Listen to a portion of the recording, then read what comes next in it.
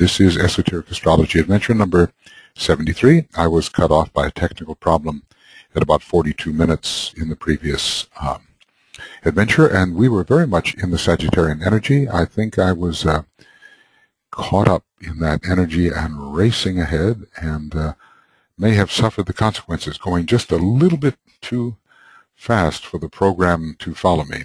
Anyway, there was some sort of reason involved in the sudden truncation of the last program, but we were definitely discussing a study of the chart of the human family and the mutable cross experience, and how the personality during the mutable cross was built up, constructed, developed, and integrated, and all the way from that point in the human family to the final crucifixion of the personality, which the human family itself will certainly undergo as a whole one day far in the future. But when we're talking about final crucifixion of the personality, we are talking about individuals at this time, and certainly not the human family, which has not yet even experienced the first initiation. And it will be a long time before the majority of members in the human family, however many billions of human monads there are, experiences the first initiation. Even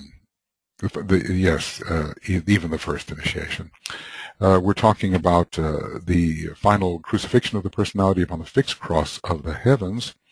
DK seems to imply that the crucifixion occurs on the fixed cross, but elsewhere, when he's more specific, he tells us that that fourth initiation is occurring on neither of the crosses. So all the way from the time when the personality is being built up, where most of the human beings are at present, and their egoic lotus would show that, because there would be a number of petals which are not yet unfolded or opened. So the egoic condition of many different human beings looks very different to the inner eye. This we can judge.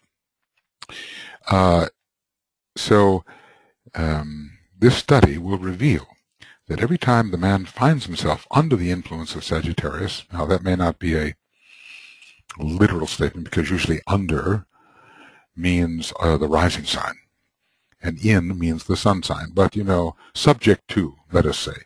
Every time the man finds himself subject to the influence of Sagittarius, it is with the objective of orienting himself to some new and higher objective. Orientation, Orion, the East, the Orient, the idea of following a greater source of light. It is with the objective of orienting himself to some new and higher objective, with the task of refocusing himself towards a higher goal, with the unfoldment of some basic and directing purpose. So if you're dealing with a Sagittarian individual who was born in that sign or under that sign, you can pretty well tell them the purpose of their life under this influence, or subject to this influence. So every time that a man finds himself under this influence, it is with the objective of orienting himself to some new and higher objective. He sets his sights on some greater possibility, and seeks to work his way towards that, really to speed his way towards that, and all of his desires are aimed in that direction. Especially if he's a more highly developed individual, he can focus the errancy of his desires, gather them all into one, and become truly the one-pointed disciple, with the task of refocusing himself, leaving a lower objective, and refocusing himself towards a higher goal, and with the unfoldment of some basic and directing purpose. Now, let's remember that when the third initiation is involved, we have science, integration, and direction, not necessarily in that order. But you go into Rays and the initiations around page 3, 4 or so, and you will find the keynotes of each of the initiations, and direction is a keynote of the third initiation. So we can see that Sagittarius involved with this sense of direction is very much connected with orientation towards the possibility of the third initiation. but of course that can be any of the earlier initiations as well. These developing purposes may range all the way from purely animal desire through selfish human ambition to the struggle of the aspiring disciple or initiate in order to achieve the needed liberation towards which the entire evolutionary process has impelled him. So DK is giving us the range here. Always some new objective is coming into view, and think of it with the progressed horoscope as well, that when the sun ingresses into Sagittarius or the Ascendant or even the progressed moon, the possibility of raising one's sights towards a new objective is presented. Something higher should come into the life after the struggles of Scorpio. If the sun is ingressing into Sagittarius, progressing, and has a Sagittarius ingress, you will have been for 30 years struggling in Scorpio, depending on when you were born, of course. And after that struggle, the possibility of a new vision, new sighting is there. The same for the Sagittarius Ascendant, the ingress of the Ascendant into Sagittarius, the progressing Ascendant, will have taken place after a long struggle under the Scorpio Ascendant, depending on when you were born. And that struggle can be relatively, let's say, 30 years struggle. Or if you're born in the Southern Hemisphere, in the Australia, New Zealand area, it will be shorter. Or if you're born in the high latitudes of the Northern Hemisphere, it will be quite a bit longer. But you will have been struggling in Scorpio. And it will be possible after that struggle to recite a new objective. And even your progressing moon. For 2.5 years, it will be in Sagittarius, and for the 2.5 years previous, it had been in Scorpio. And normally, those times will be noticed as full of temptation and difficulty. And after having won through those struggles, or at least endured them, one can take a new breath and see a new vision and follow a new objective. Okay. Well, there seem to be some difficulties in the air today. It tells me I may be experiencing a degraded audio, but let us hope that the degradation of that audio is not excessive, and I will continue to do my best to move forward. Anyway, this is the this idea of reorientation is not necessarily reserved only for those who are high in their consciousness, but even the very average or undeveloped man can perhaps pursue a higher form or more intense form of purely animal desire, maybe a higher ambition for the average individual. And for the aspiring disciple, notice that aspiration and discipleship go together here. For the aspiring disciple or initiate, initiate aspires to, perhaps, I think so, definitely, in order to achieve the needed liberation towards which the entire evolutionary process has impelled him. Liberation in Aquarius, let us say, the sign of liberation under Uranus. It is interesting in this connection to trace the unfolding of the human consciousness through the influence of the energies let loose through the various zodiacal signs. Trace the unfolding of human consciousness through the influence of the energies let loose through the various zodiacal signs. Well, that's very much what we're doing, because without these energies, human consciousness as we know it would not evolve. So we use these energies to build ourselves, to build our equipment, and cycle after cycle we gather from the major 12 energies, and we build their qualities into our nature so that we're always able to access a new and previously inaccessible energy. So here the energies let loose. Number one, instinct, governing desire. Cancer, mass unevolved consciousness. We do something, we don't know why we do it.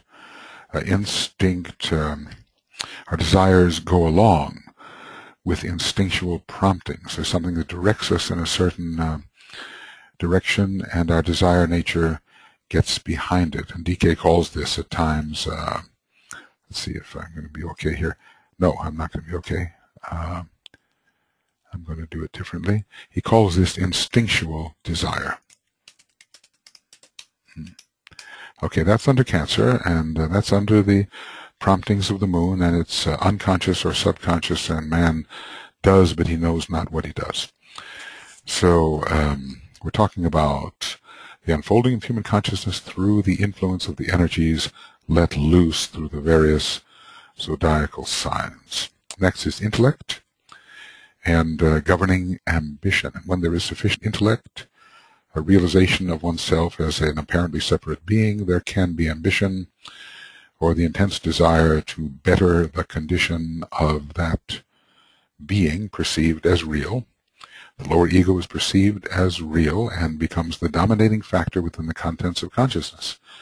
The individual looks out upon all things within his range of consciousness and sees his lower egoic self as the major factor in the field. He has the intellect to make himself progress. He works with his mind to develop the power of his lower ego and the recognition accorded to that ego. He seeks a place and prominence, increasing expression of that lower ego. So this is governed by Leo, the individual consciousness, and the key words here, I know. Know, express, reveal, destroy, resurrect. It comes in even at a higher stage of consciousness. In the 14th rule for disciples and initiates, the very first of the advanced rules begins with the idea of knowing. And that is, let us say, occurring at the first initiation, but the stage we're talking about right here, it is not yet at the first initiation. And for the aspirant to initiation, we have listen, touch, see, apply, and know.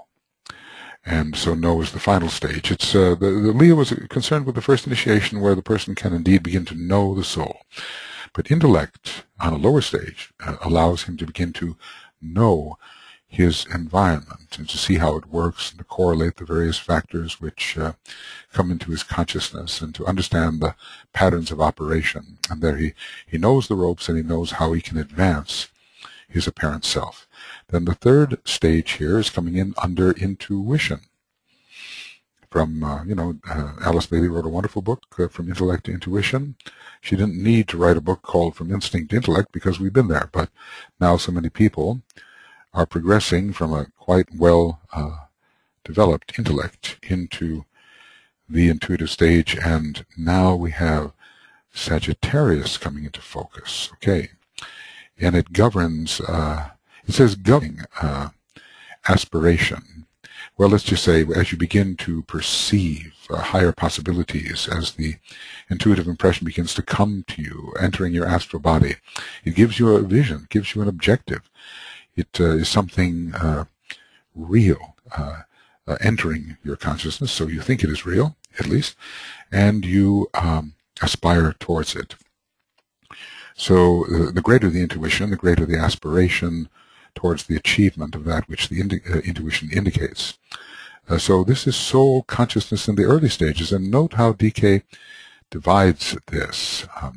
He talks about initiation 1 and 2 as related to Sagittarius. The Leo phase can last a very, very long time, and it governs all the stages of selfish personality integration. But intuition is definitely involved with the early probationary initiatory stages, the stages of probationary initiation. Sagittarius initiations 1 and 2, there are other signs there, of course, which are involved. And it is, the person is becoming gradually a soul-infused personality, and something of the soul consciousness is entering his field. And he's becoming more an illumined mind, and his emotions are becoming reoriented, his aspiration is rising. The soul is making itself felt within the normal personality consciousness, but it still must be considered early stages. And that, he'll probably discriminate from Capricorn in the higher stage. So let's see. Anyway, the word here is I vision. So I desire, I know, I vision. These are the progressive words relating to Cancer, to Leo and Sagittarius. Let's see, are there any others? Yes, illumination. Illumination, well, sometimes it's related to Scorpio in the 5 stages of initiation, but here he's giving, the 5 stages of meditation, pardon me. Here he's associating illumination with Capricorn. Governing intuition. So if we follow our intuition, we will find ourselves increasingly in a state of illumination. The intuition gradually accruing, the intuitive impression gradually accruing to us leads to a state of illumination. Let's see here. The word governing is sometimes strange as used here. Aspiration, let's just say intuition increases one's aspiration. Aspiration is oriented towards intuition, and the higher the aspiration, the more likelihood of the returning arrow of intuition coming. So intense aspiration will lead to intuition, and I suppose the use of the intuition leads to illumination. Now, the illumination is sometimes what's referred to as the 3rd initiation, also the realization, the Satori experience, the enlightened experience. Those 4 names, and maybe more, transfiguration has been given to the 3rd initiation. And as the mind becomes more and more illumined, the individual reaches out towards increasing intuitions. We have positive feedback loop going on between the two. Intuition leads gradually to illumination. Increasing illuminations lead to the possibility of gathering new intuitions, and so forth. He connects this with Capricorn, and this is really soul consciousness.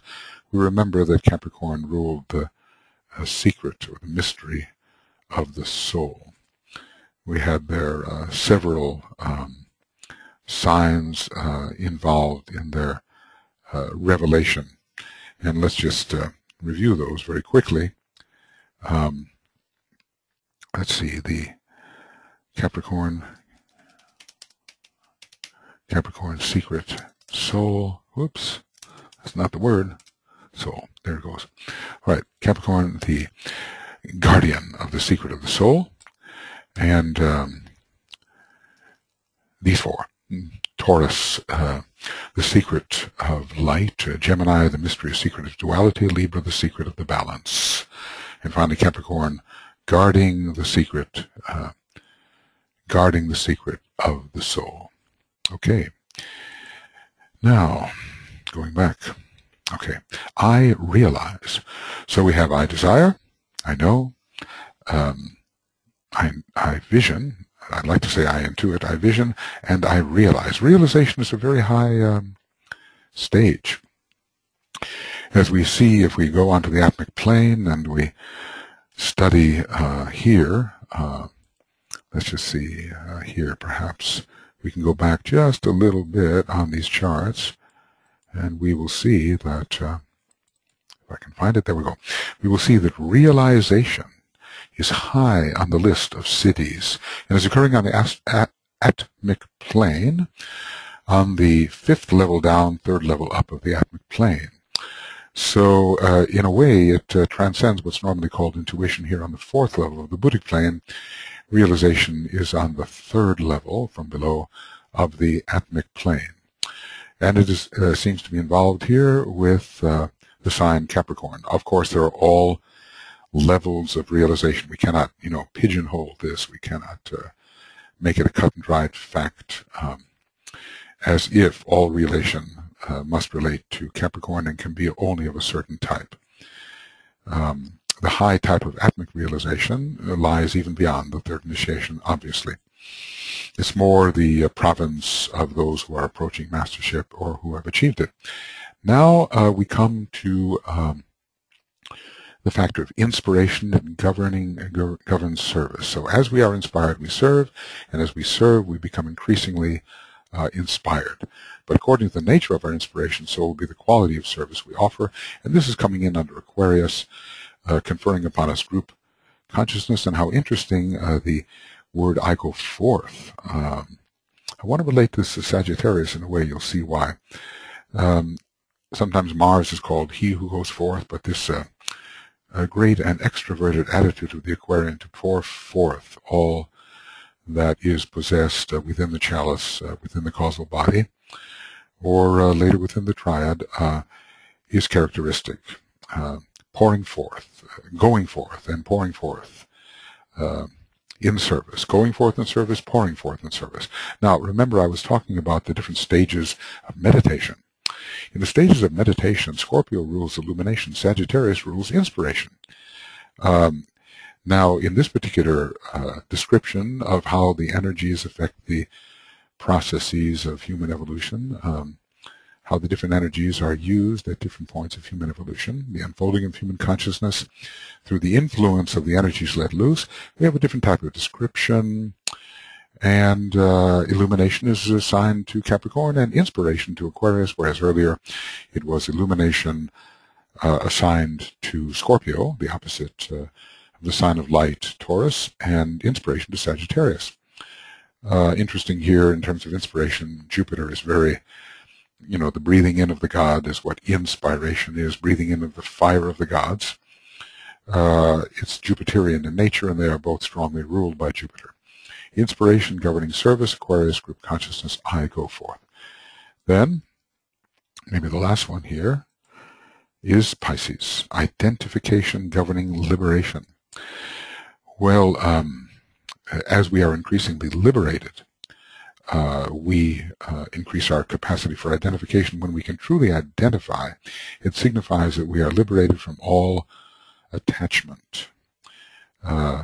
Liberated from all attachment with form and identifying with the essence of every form of life. So right identification confers liberation. Divine consciousness is not just spiritual consciousness, which group consciousness is in Aquarius, but this is divine consciousness. Sometimes the word spiritual relates to the higher mental plane and also to the spiritual triad, but the word divine relates to the monad. I think we have to discriminate between spiritual and divine is always referred to the monadic aspect, which is the true aspect of spirit, even though the word spiritual is used in relation to the triad. So let's review these and review the keynotes. We have in Cancer, I desire. We have in Leo, I know. We have in Sagittarius, I vision. We have in Capricorn, I realize. We have in Aquarius, I go forth. And in Pisces, I and the Father are one. The great identification of the Christ and the 17th chapter of St. John, as Alice Bailey refers to it, and the Tibetan refers to it, as the great statement regarding identification, the great statement of the Bible in the New Testament, which conveys the nature of identification. And so the words are instinct, intellect, intuition, illumination, inspiration, identification. These are very important to think about. And in terms of the signs which pour in these qualities of energy which allow these states to take place. Okay, and then, contrast these, of course, with the 5 stages of initiation, which begin with Leo, and I think could be considered as ending with Pisces. Some of the words are the same. Some of the words are different. We begin with Leo with concentration, and in Virgo we have meditation, and Libra, contemplation. And then finally we reach illumination in Scorpio, inspiration in Sagittarius, initiation in Capricorn. And let's see, how does he describe it here? I don't want to mix these really. He calls it, now he uses a word, inspiration for Aquarius. I call it, in the stages of meditation, universalization in Aquarius, and then, of course, identification in Pisces, and that is the same word. So we have 2 lists there. one of progressive achievements in meditation according to the signs from Leo, let us say, to Pisces, and the other progressive stages of development, beginning with Cancer, skipping some of the signs, and ending in Pisces. I and the Father are one. In these signs, Cancer, Leo, Sagittarius, Capricorn, Aquarius, and Pisces, you have the 6 signs which constitute the 6-pointed star of the human or 4th creative hierarchy. This is important. You know, he gives us these geometrical arrangements as he discusses different signs, but he gives us these patterned relationships which we should have in mind. You know, these will be signs of the secrets. We just reviewed them. You know, they were Taurus, Gemini, Libra, and Capricorn. And then we will have signs of crisis. They will be Leo and Libra and Capricorn, and then there are many other crises around page 472, signs of crisis. Now here he's giving us, he gave us the most human of the signs. He gave us Leo, Sagittarius, Aquarius. He will also, I think, relate those signs particularly to Masonry, and he will also include Gemini. So he gathers together certain signs and says this is a significant pattern, and this pattern relates to this particular grouping, to this particular process, and he will name certain triangles which have to do with certain important processes we have. For instance, the triangle, which has been very active, he says, and maybe not so active now, but very active recently, of Leo, Shambhala, Pisces, hierarchy, and Capricorn, humanity. There's a significant triangle. Triangles in consciousness.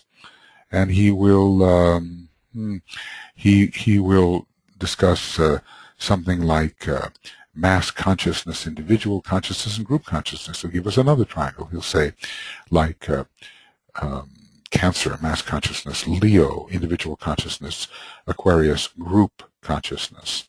He'll talk about signs of culmination, which are like Capricorn, Aquarius, Pisces, and also as if they were signs of inauguration on the clockwise wheel in the early days. And then he'll talk about signs of conclusion in that very same area. He'll talk about Aquarius, Capricorn, Aquarius, Pisces, Aries, as if Aries was the final culminating sign, and signs of inauguration, Aries, Taurus, and Gemini. So watch these patterns, because he's going to link these signs together and link planets together. There'll be a number of 6-pointed stars. He'll talk about the signs of gestation. There'll be 9 signs, and it'll lead to birth, and so forth.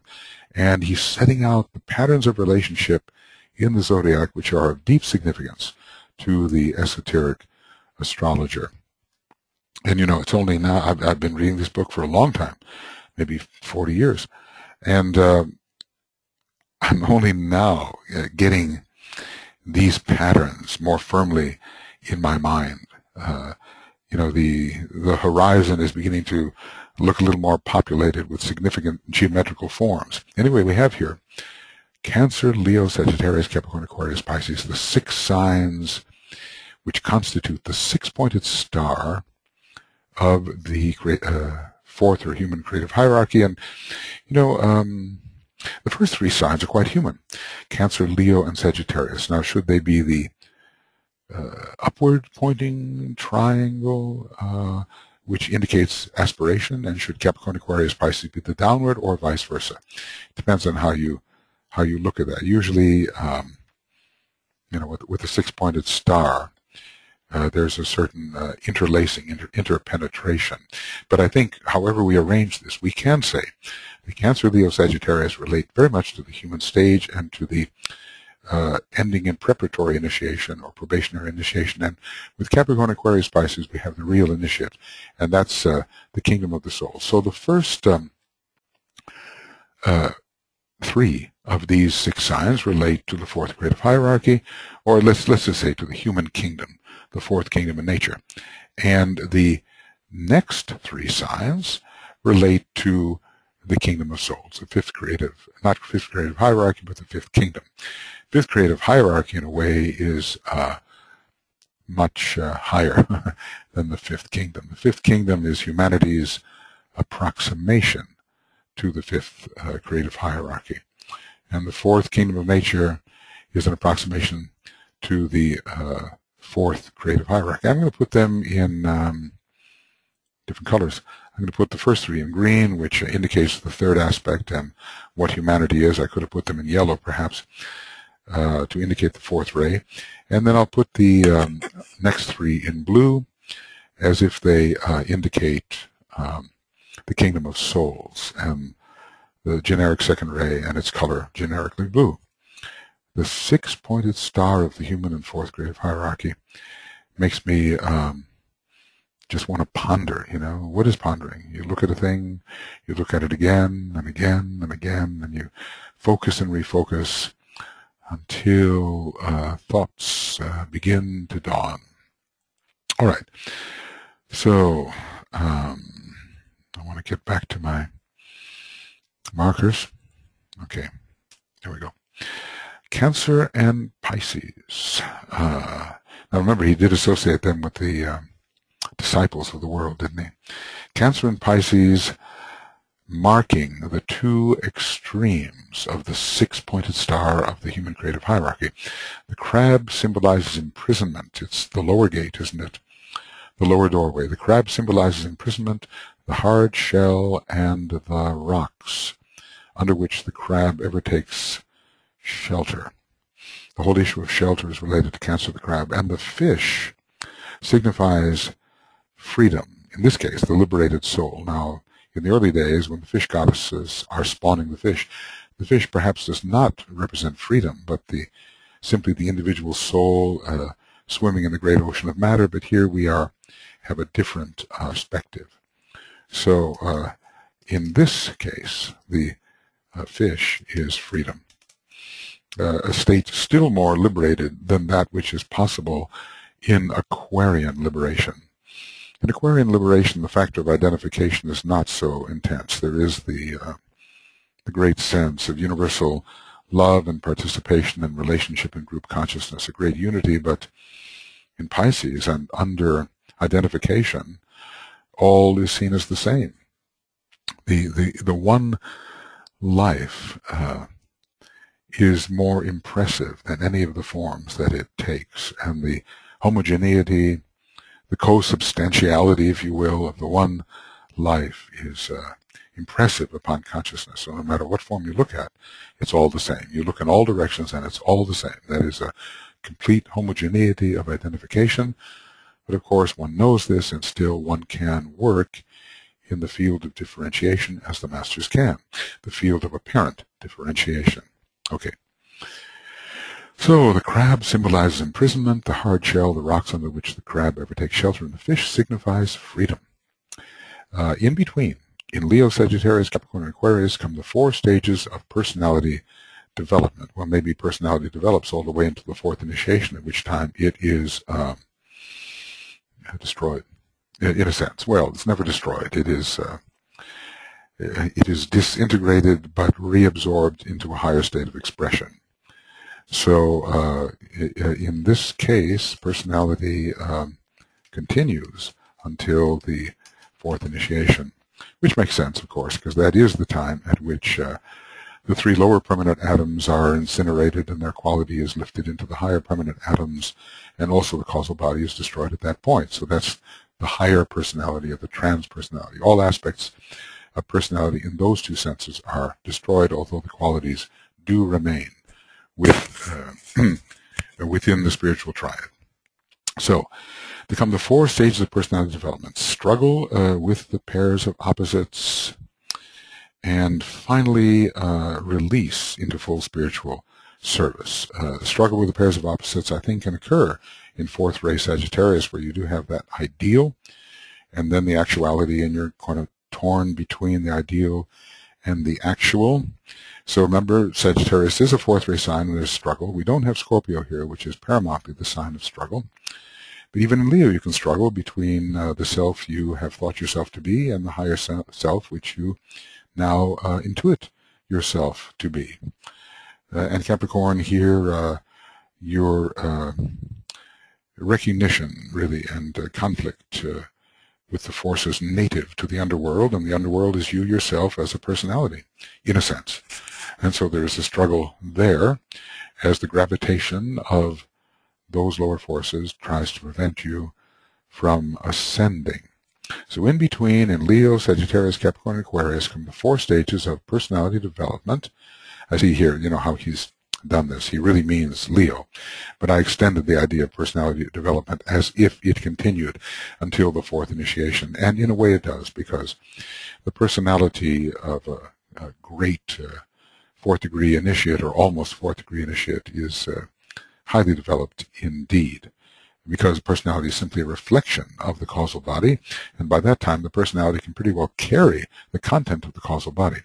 Earlier, the causal body is so strong in comparison with the personality that not all of these abilities in the causal body could be released into the personality. It couldn't contain them, couldn't hold them. But later, you have a very highly accomplished 3rd degree initiate verging on the 4th degree, and the personality can express the riches of the causal body.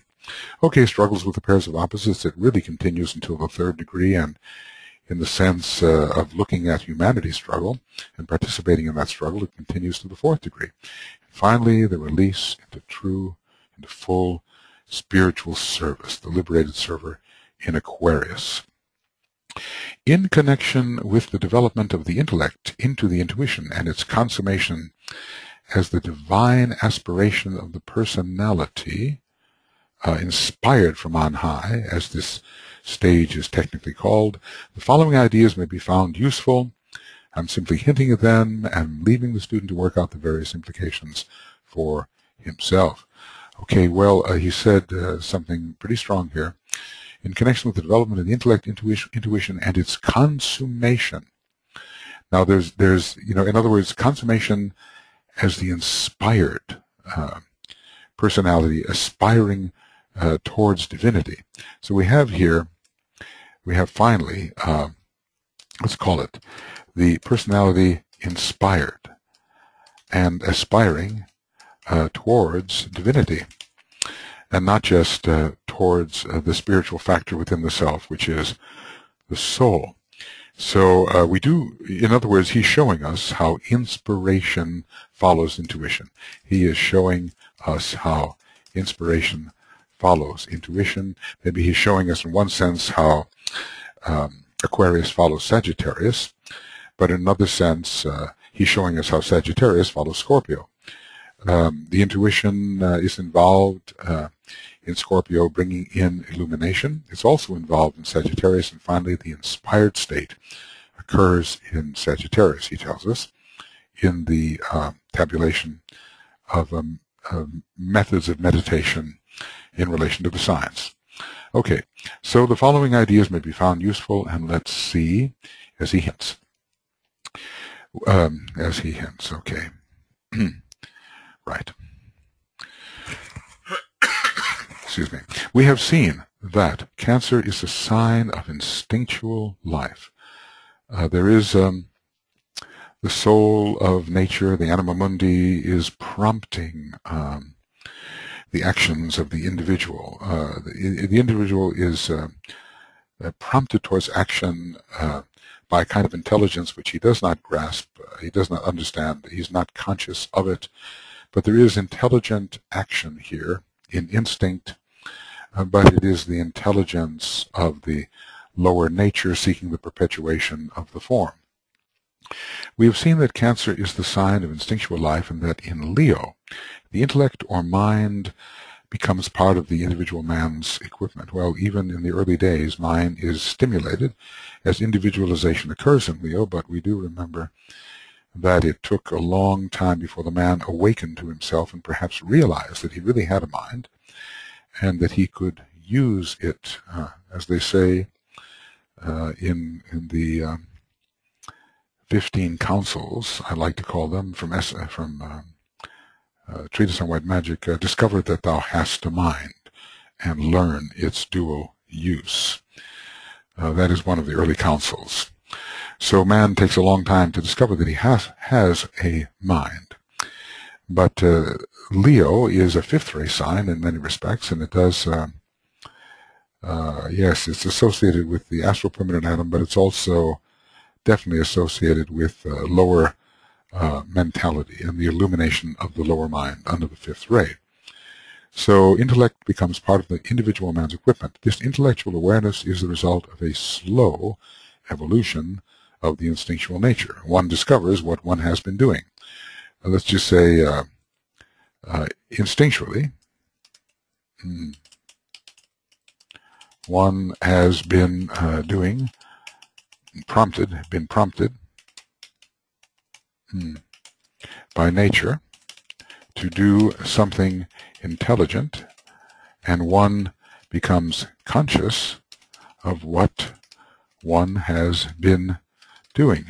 Then the instinct becomes the property of the intellect.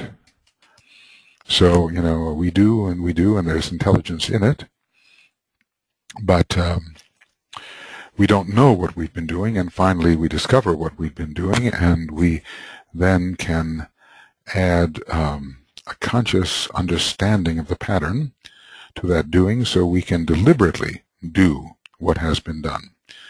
We can, with deliberation and with choice and with intent, repeat the patterns that we have been performing, or we can change those traditional patterns, if we like, through the rearranging power of the intellect. Tradition is what it is. Instinct is what it is. It's not going to change. It's a repetitive, a rotary motion kind of process. But once the intellect is there, and this is one of the dangers of the modern age, we can rearrange those instinctual promptings and rearrange in natural law. We can break the natural law. We can violate the traditions of nature, so to speak, even though they have been guarding us. We can use our planet Uranus to alter and re-pattern even very good foundational, traditional promptings.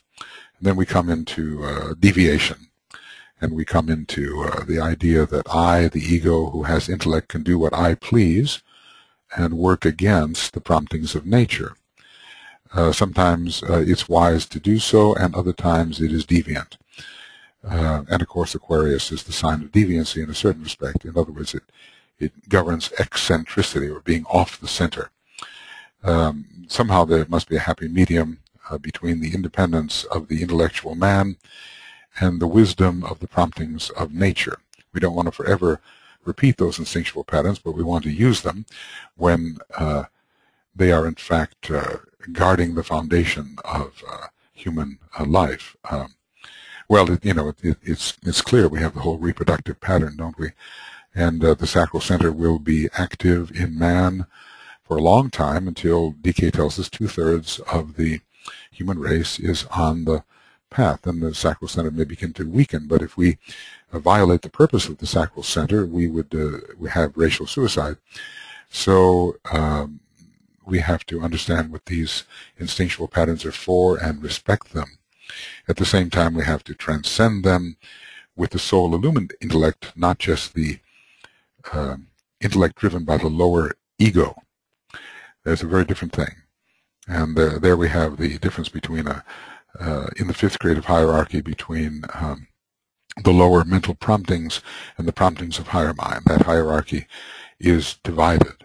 The solar angels will never counsel something that will destroy the form. They will only counsel the wise use of the form. So this intellectual awareness is the result of a slow evolution of the instinctual nature which, when it has reached a certain stage of development, comes under the direct influence of the hierarchy of the planet in a new way. So the intellectual awareness is not just coming under the personal influence, not just the promptings of lower ego. It's not elementally driven, even if intelligently so. It comes under the direct influence of the hierarchy of the planet in a new way. So we have then the illumined mind. and then under the stimulation of energies from the planet Venus. So hierarchy is an expression in a way of the planet Venus, and eventually, after we experience some degree of stimulation from the soul and thus from the spiritual hierarchy, we come under the influence of the stimulation of the energies from the planet Venus. Okay, so this is historical, what we're discussing now. The intellect became, instinct became intellect, and then under the stimulation of the energies from the planet Venus, a fusion took place which resulted in the emergence of the individual self-conscious man.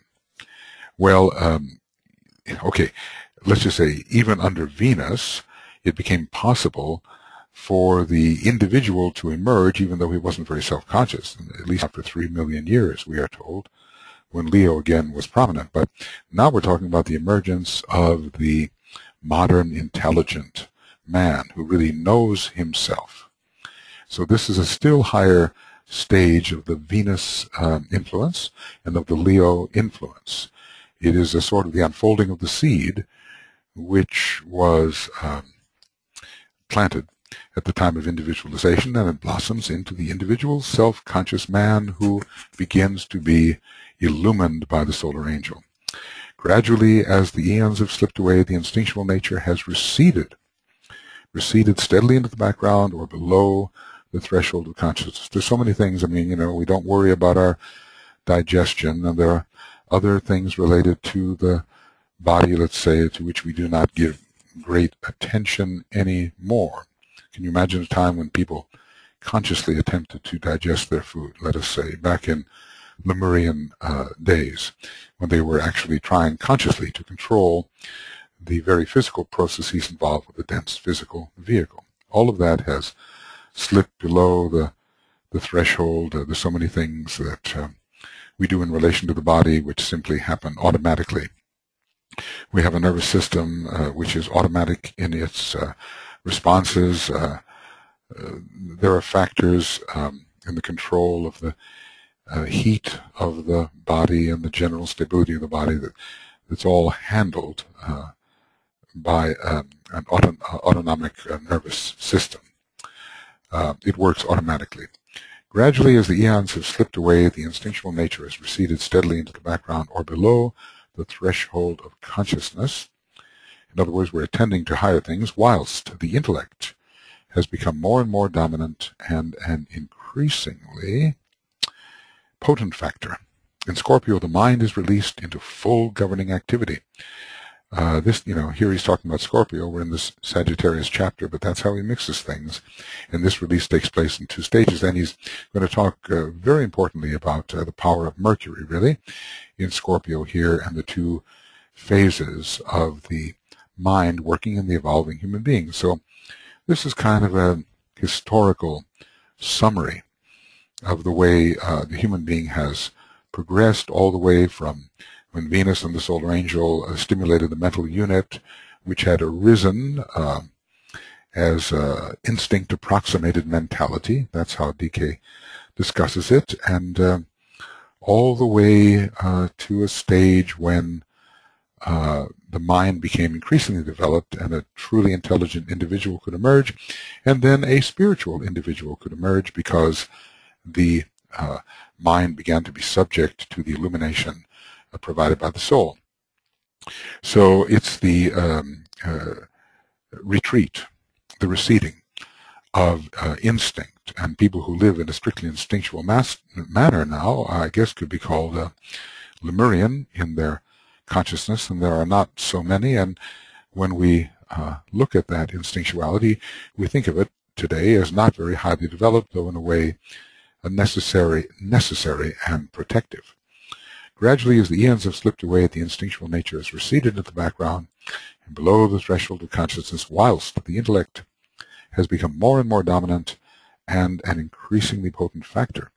This is modern Aryan man with his very highly developed intellect bringing us under the 5th ray and 3rd ray into a condition of power over nature, but not yet into a condition of moral realization and balance, so that we may not be ruined by our intellectual power. which is misdirected or even perverted. Okay, in Scorpio, the mind is released into full governing activity. I always like to refer to this. I often go hunting for it. Maybe I go hunting for it in the Scorpio chapter. Where it isn't to be found is to be found in the Sagittarius chapter. So this release of the mind, interesting, how interesting. Scorpio, a fourth ray sign, thus, of course, related to Mercury via the fourth ray and fourth ray hierarchical ruler, being considered quite a mental sign, right? And not just an emotional sign, a sign where emotional struggles are found. So let's look at the release of the mind, stage 1, wherein the intellect becomes dominant and powerful and controls eventually the emotional nature. Well, the Hydra, the most powerful part of the Hydra is perhaps the emotional part, because that's where humanity is polarized at the moment. That's where our planetary logos is polarized. That's where our solar logos is polarized. We have a triple reinforcement of emotionality. What is it? Varuna, of all the Rajadeva lords, is the most powerful and has the most integrated vehicle, probably because that's how it is on our planet and in our solar system. Emotionality dominates. Astral vehicle is prominent. Our solar logos is not yet cosmic mentally polarized. So oftentimes we have to simply learn how to subdue our emotions, control the body of emotion. The third counsel in white magic: for the waves that rise upon the stormy seas of life, shut out the sun, engulf the swimmer, and render all plans futile. Okay, so this power of the mind, power of Mercury, it's like the relationship of Mercury to the moon or Mercury to Mars. You know, if you had, let's say, Saturn, Mercury oppose Mars, moon, there you would have a very graphic description of the domination by the mind of the emotional nature.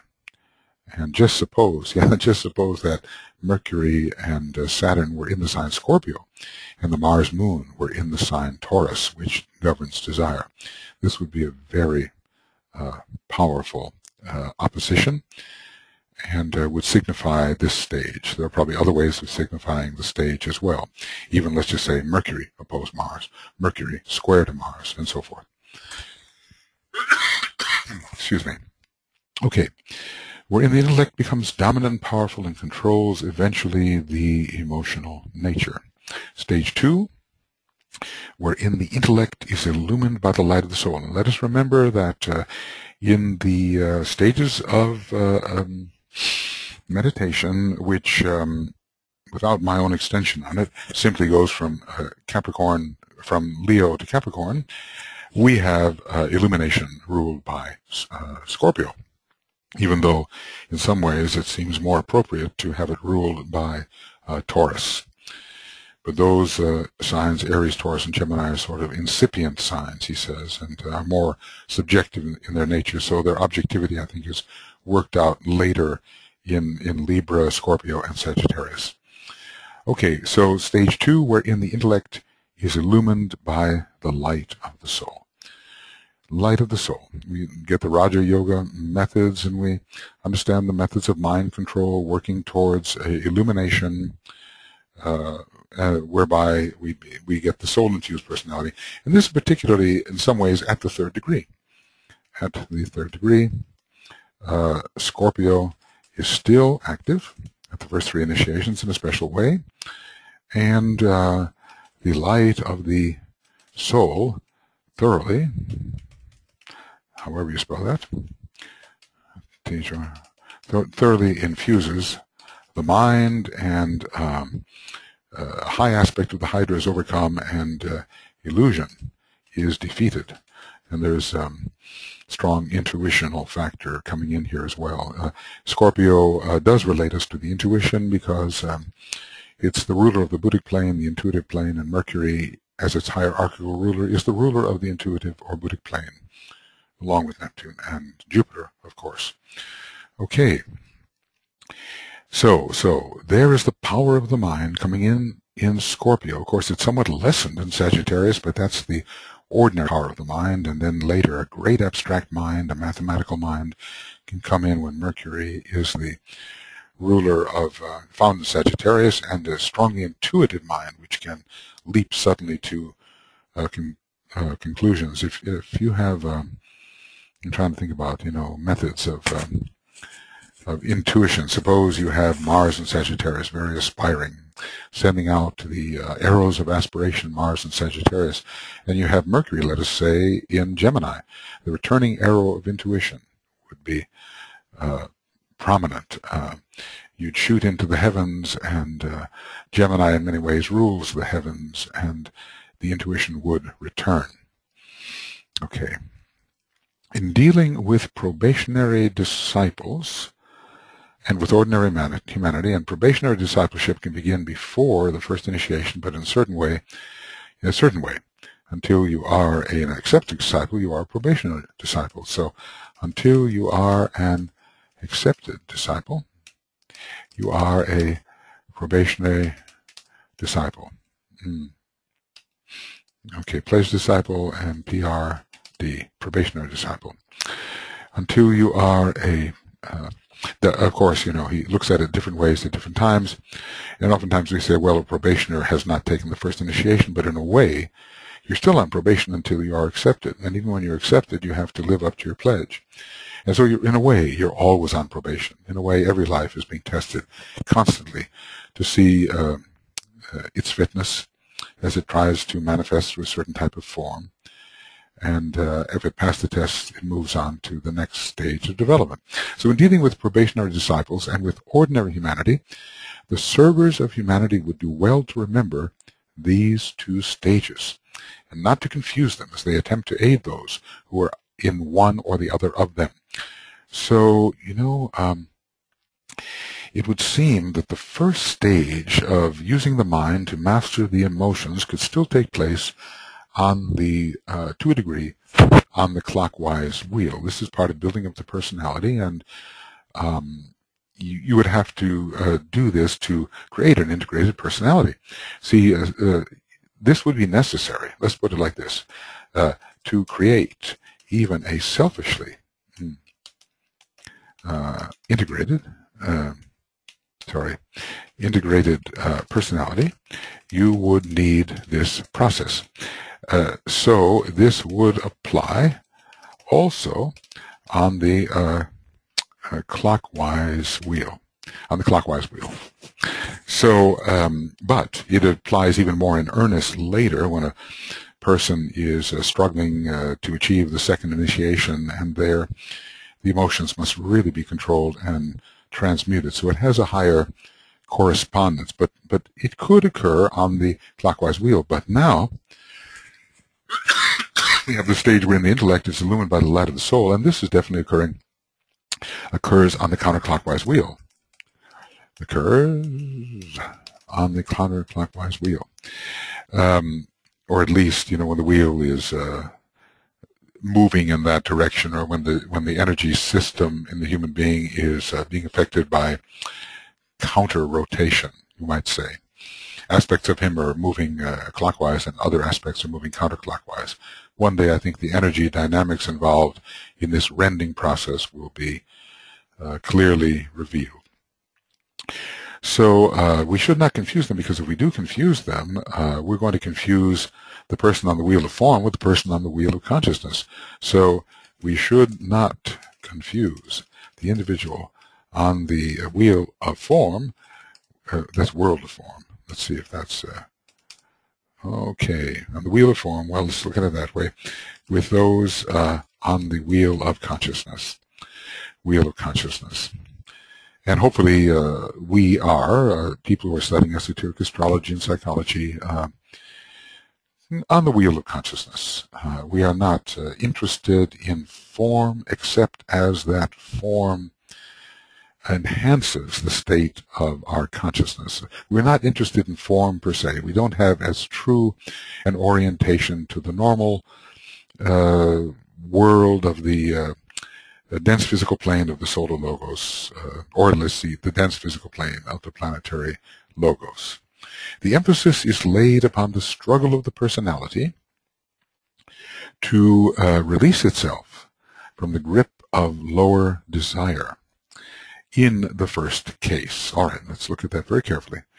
So we have an average individual, but he's trying to become a more prominent and distinguished or distinct individual. And that will mean developing a mental polarization rather than a emotional polarization. So unless you can control your desires, you can't really become even a integrated personality of the lower kind, the selfish kind, even before spirituality strikes. So release from the grip of lower desire and use those energies to promote the ego, perhaps in an ambitious way, and to achieve some distinction through the use of the mind. Achieve some distinction through the use of the mind. Okay. And in the second case, to release itself from the surrounding world glamour, which is revealed when soul light is thrown into it. So then we will have illumination of the mind. Then we will have the mind not just as the controller of emotion, but the illumined mind. Okay, controller, right. Okay, so the emphasis is laid upon the struggle of the personality to release itself from the grip of lower desire in the first case, and in the second to release itself from surrounding world glamour, which is revealed when soul light is thrown into it. Now, you cannot be an illumined mind if you are subject to glamour. This is the idea, and in Scorpio we can get rid of that glamour, which is preventing illumination. We cannot have an illumined mind if subject to glamour. Okay. So, and in the second case, to release itself from surrounding world glamour, which is revealed when soul light is thrown into it via the reflecting and illumined mind. So the illumined mind is precisely that which will release us from glamour, and the extent to which we are released from glamour will be the measure of our illumination. So as DK says, he says, use the illumined mind to release from glamour, and use the intuition to release from illusion. So DK is developing these two stages quite thoroughly. In stage one, the power of the trained reasoning and rationalizing mind is called into activity by the soul. So, in other words, we overcome emotionality through reason.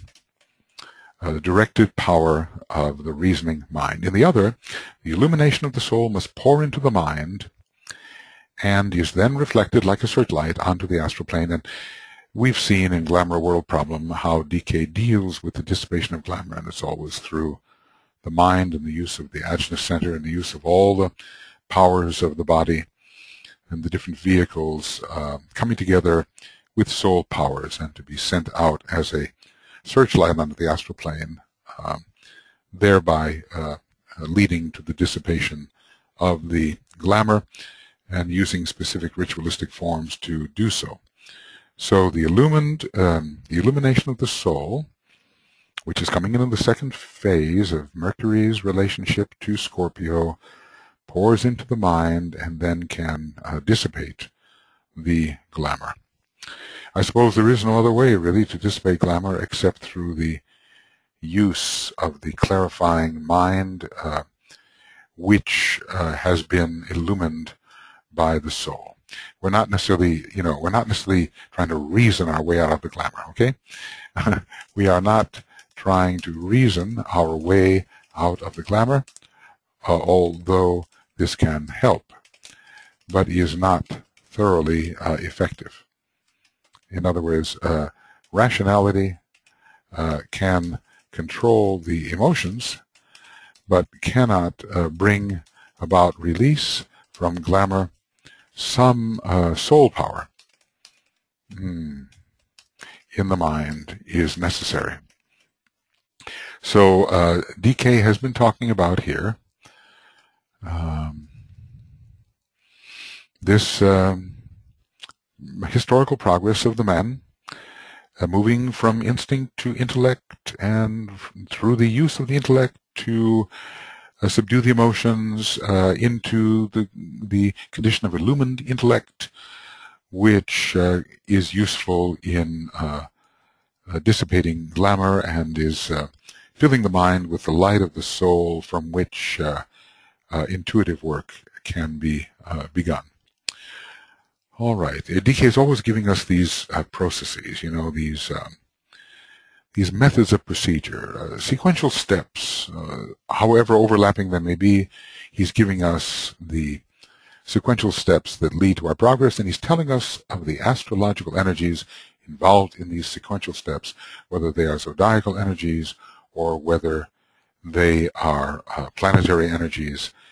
The energies are presented, and we have to learn to use them. We have to learn where it is most appropriate to use them. So he's saying this takes place upon the probationary path and is called the experience of the disciple in the depths or valleys. So this is release from glamour through the illumined mind. In other words, on the probationary path, which kind of tells us that probationary path in a way extends even up to the second initiation from a certain perspective, because we expect the relative release from glamour by the time the second initiation is taken. So the illumined mind is very useful, and we must prove by the second initiation that we do have spiritual intelligence and mental illumination. It all fits together, doesn't it? So the second power of the mind in relation to Scorpio is taking place as the disciple releases himself from glamour in the depths of the valleys. He's not yet on the mountaintop, is he? But through the power of the illumined mind, remembering that real illumination is conveyed through Capricorn, as we have just been studying, there will be a climbing out of the valleys in onto the Mount of Illumination, where he will meet Venus. Glamour will be entirely dissipated, and illusion as well by that point, or at least well in process, because the intuition is accessed then in a powerful way at the third initiation, when penetration into the Buddhic plane can begin in earnest, and when the Buddhic vehicle is coordinated. Coordination of the Buddhic vehicle. Intuition comes in earlier, yes, but the true coordination of the Buddhic vehicle, I think, follows the third initiation. Okay, in Sagittarius, excuse me, Sagittarius, the intellect, which has been developed and used, and finally illumined, let's just say, as in Scorpio, becomes sensitive to a still higher type of mental experience, and it is a mental experience. But, you know, people say, "Oh, I'm not mental, I'm intuitive." Well, that's not what DK is saying here. Becomes sensitive to a still higher type of mental experience. To this we give the name intuitive perception, and intuitive perception is the result of the transcendental mind. That's what DK calls intuition, the result of the transcendental mind. Okay. There come flashes of light upon problems. The whole idea of Jupiter throwing his thunderbolts, Jupiter, of course, the king of the gods and the ruler of Sagittarius, the flashes of light are related to these lightning-like appearances of intuitive content. And we can relate this to Uranus as well, these flashes of light. There come flashes of light upon problems. In other words, we've reasoned our way, we've laid out all the components which have to be put together in a flash of light. It's a bit like the old story of the shoemaker and the elves, where the shoemaker lays out all the parts well put together of the shoes, but doesn't assemble them themselves.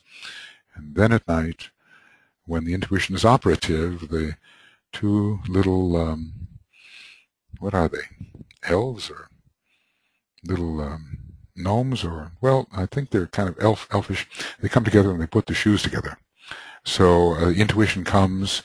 It's no longer your own labor. They do it for you. The intuition does it for you because it's the realm in which knowing already exists. The flash of light, in a way, assembles the parts. The flash of light puts all the parts into proper relation. I think this we call pure reason.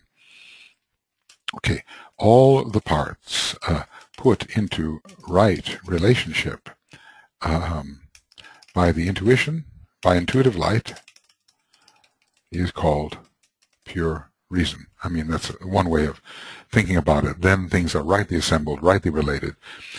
In pure reason, all things are seen in proper relationship, even as they are.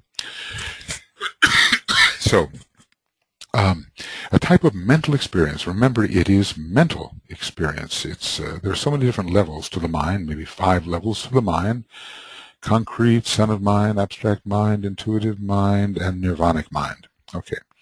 All of them, I think, related to Mercury, and also to Uranus and Jupiter in different ways. Well, Neptune too. We can't leave that out. I think all of the different planets can operate on different planes in different ways, but some planets are more harmoniously attuned, more resonant to certain planes.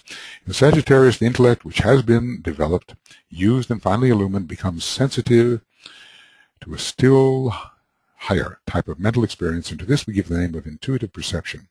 There come flashes of light upon problems, and you can understand that with Mercury in Sagittarius, even though it's so-called in its detriment, the flashes of light would be promoted. Okay, so let's just put that down. With Mercury in Sag, the intuitive flashes of light would be promoted. A distant yet possible vision of attainment is seen. This is good for the abstract mind, setting your vision upon the far horizon, overlooking the concrete particulars and seeing the general laws and general patterns which unite all the concrete particulars. It's really good for mathematical work, I think. A distant yet possible vision of attainment is seen. The man begins to climb out of the depths into which he has descended in Scorpio, having fought his battle with whatever stage of the Hydra is pertinent to him, climb out of the depths to which he has descended in Scorpio, and sees ahead of him the mountain in Capricorn, sees ahead of him in the far distance a mountain blue which he has to ascend and learn the invocation, on which he has to learn the invocation of the Savior. This is one of the powerful 6-ray stanzas in which the 6-ray individual turns into the world's Savior. Remembering Sagittarius has so much to do with this particular sign, the 6th ray.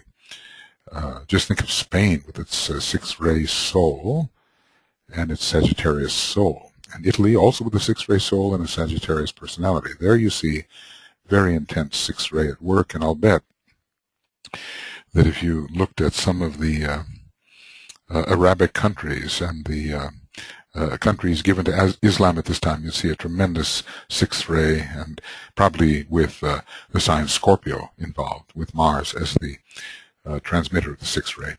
The man begins to climb out of the depths to which he has descended in Scorpio and sees ahead of him the mountain in Capricorn, no longer a probationary initiate or well on his way to leaving that stage, which he knows he must eventually climb.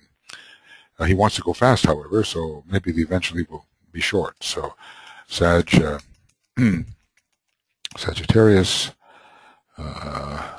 wants to cover ground and move quickly towards the mountain. Toward the mount. Okay. He walks no longer in the dark, as he has been in Scorpio, while he's been struggling with glamour and illusion.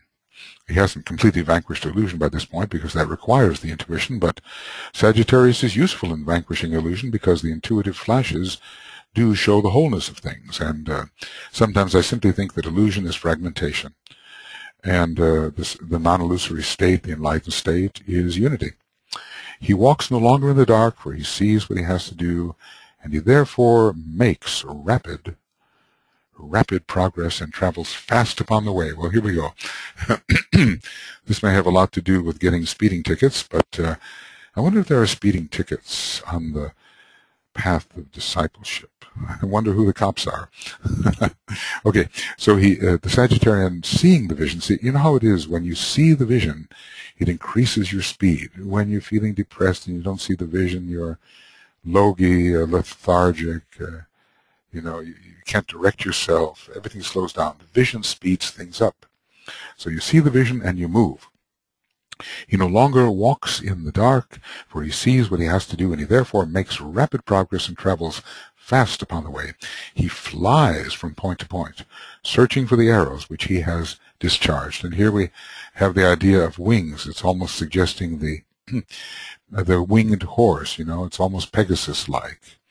He is flying, moving rapidly towards that which the vision indicates.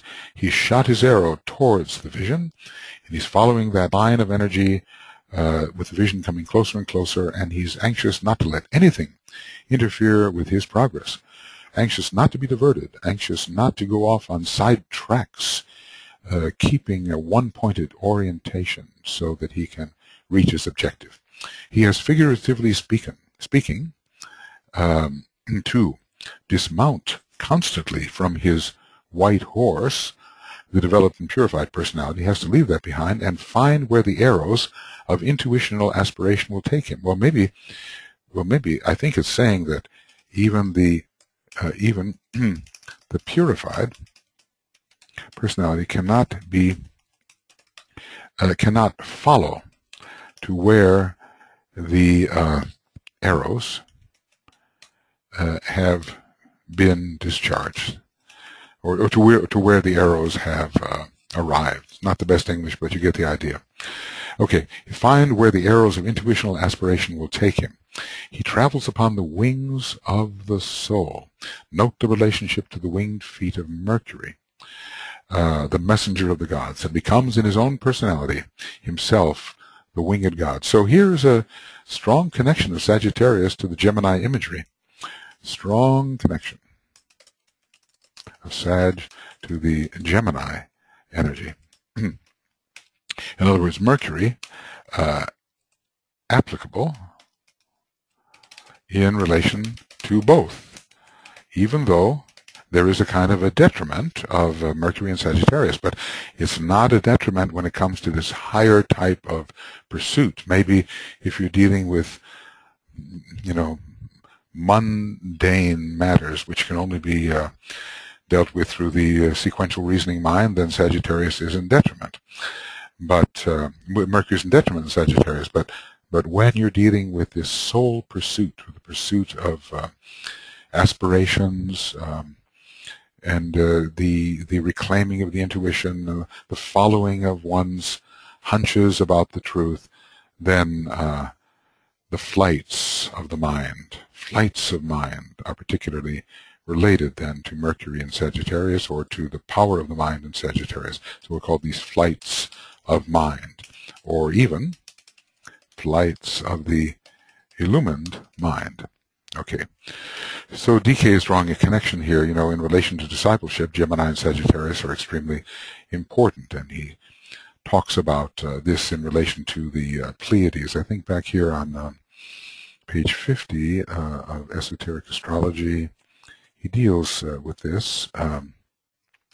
He talks about the Pleiades, Gemini and Sagittarius, fourth creative hierarchy, and he does actually relate this to the path of discipleship later on. Aries and Libra to the path of initiation, and interestingly, Cancer and Capricorn to the path of probation.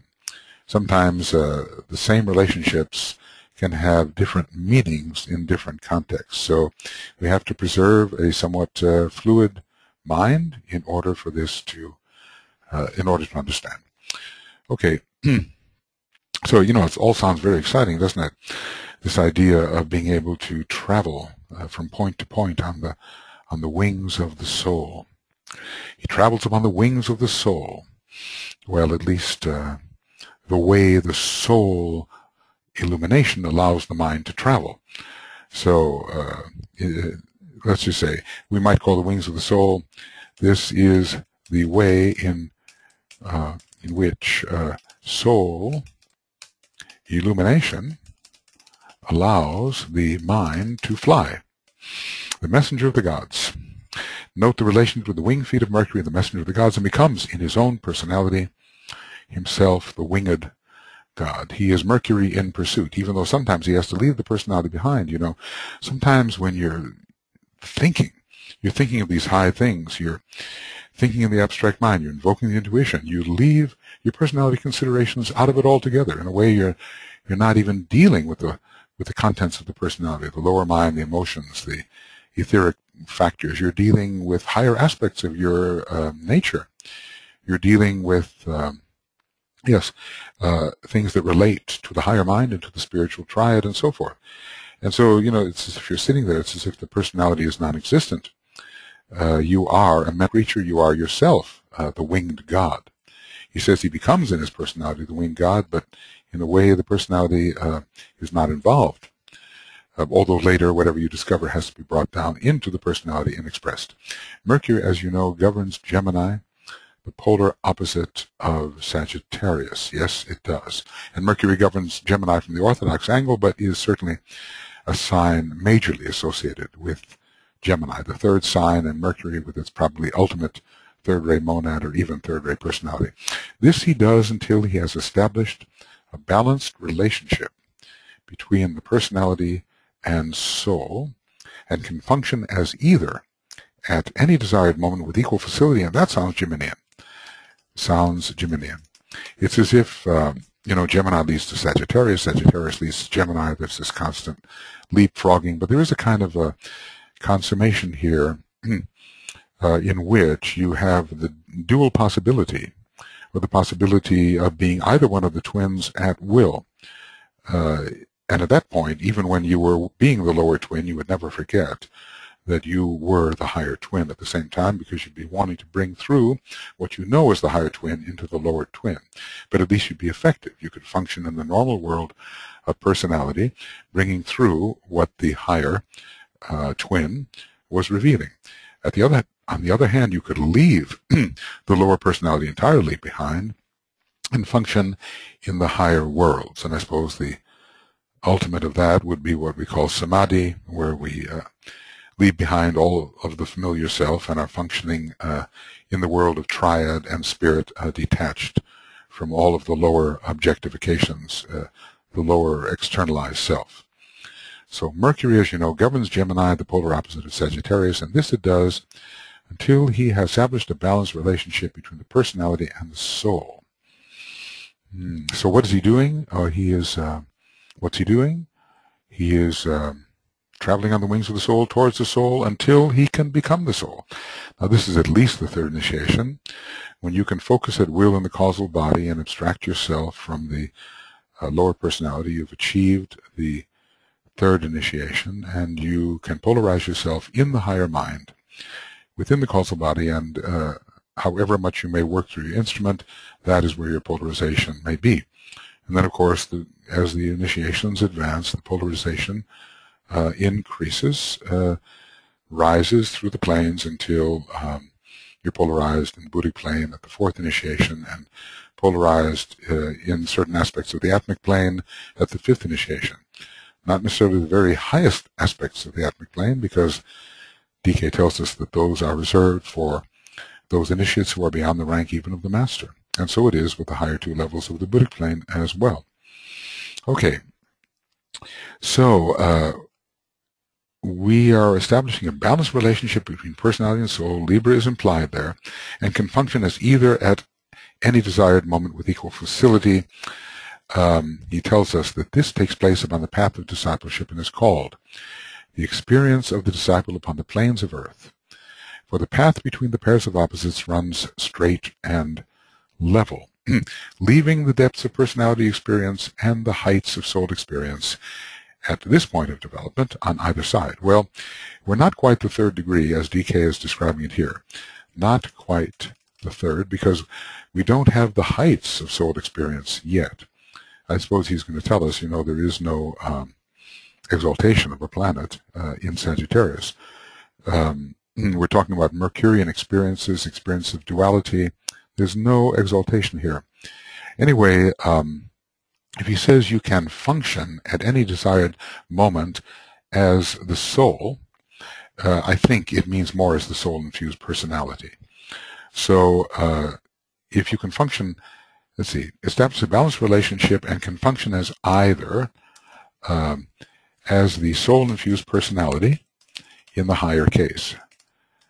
But there's still another phase when we are actually detaching ourselves entirely from the personality and are actually functioning in the causal body in a detached manner. So that's more than being per se a soul-infused personality. Our consciousness is actually elevated to the higher mental plane, and we're not sort of within the arena of the personality but experiencing all of the soul infusion. We're actually blotting out the form of the personality, and we are functioning within the form of the causal body. Of course, there comes a time when we have to blot out the form of the causal body too and function within the triad, and even that has to disappear until finally at the sixth initiation, I presume, we will be functioning entirely within the monadic sphere and ready to move on if our path takes us on one of the, one of the 6 or 8 ways of higher evolution other than the path of Earth's service.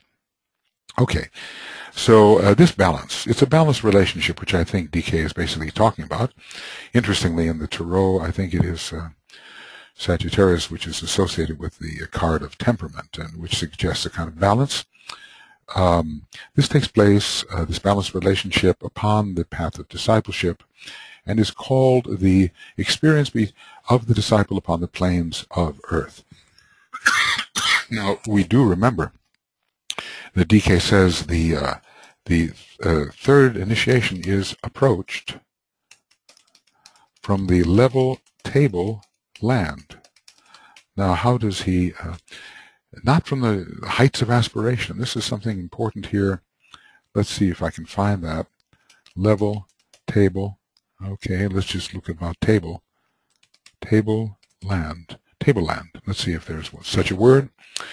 The third initiation is approached. Raised initiations, page 127, is approached from a level tableland of experience and of consciousness, and not from the heights of aspiration or from fanatical sacrifice or from the standpoint of a devotion which handicaps the service of the devotee and the master he seeks to serve.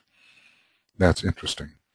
The third initiation is approached from the level tableland of experience and consciousness. Okay, I want to just underline that. Okay, so this is what he's describing here. This the experience of the disciple upon the plains of Earth. Well, a horse is better to run on the plains than to climb a mountain. To climb a mountain, you need a goat.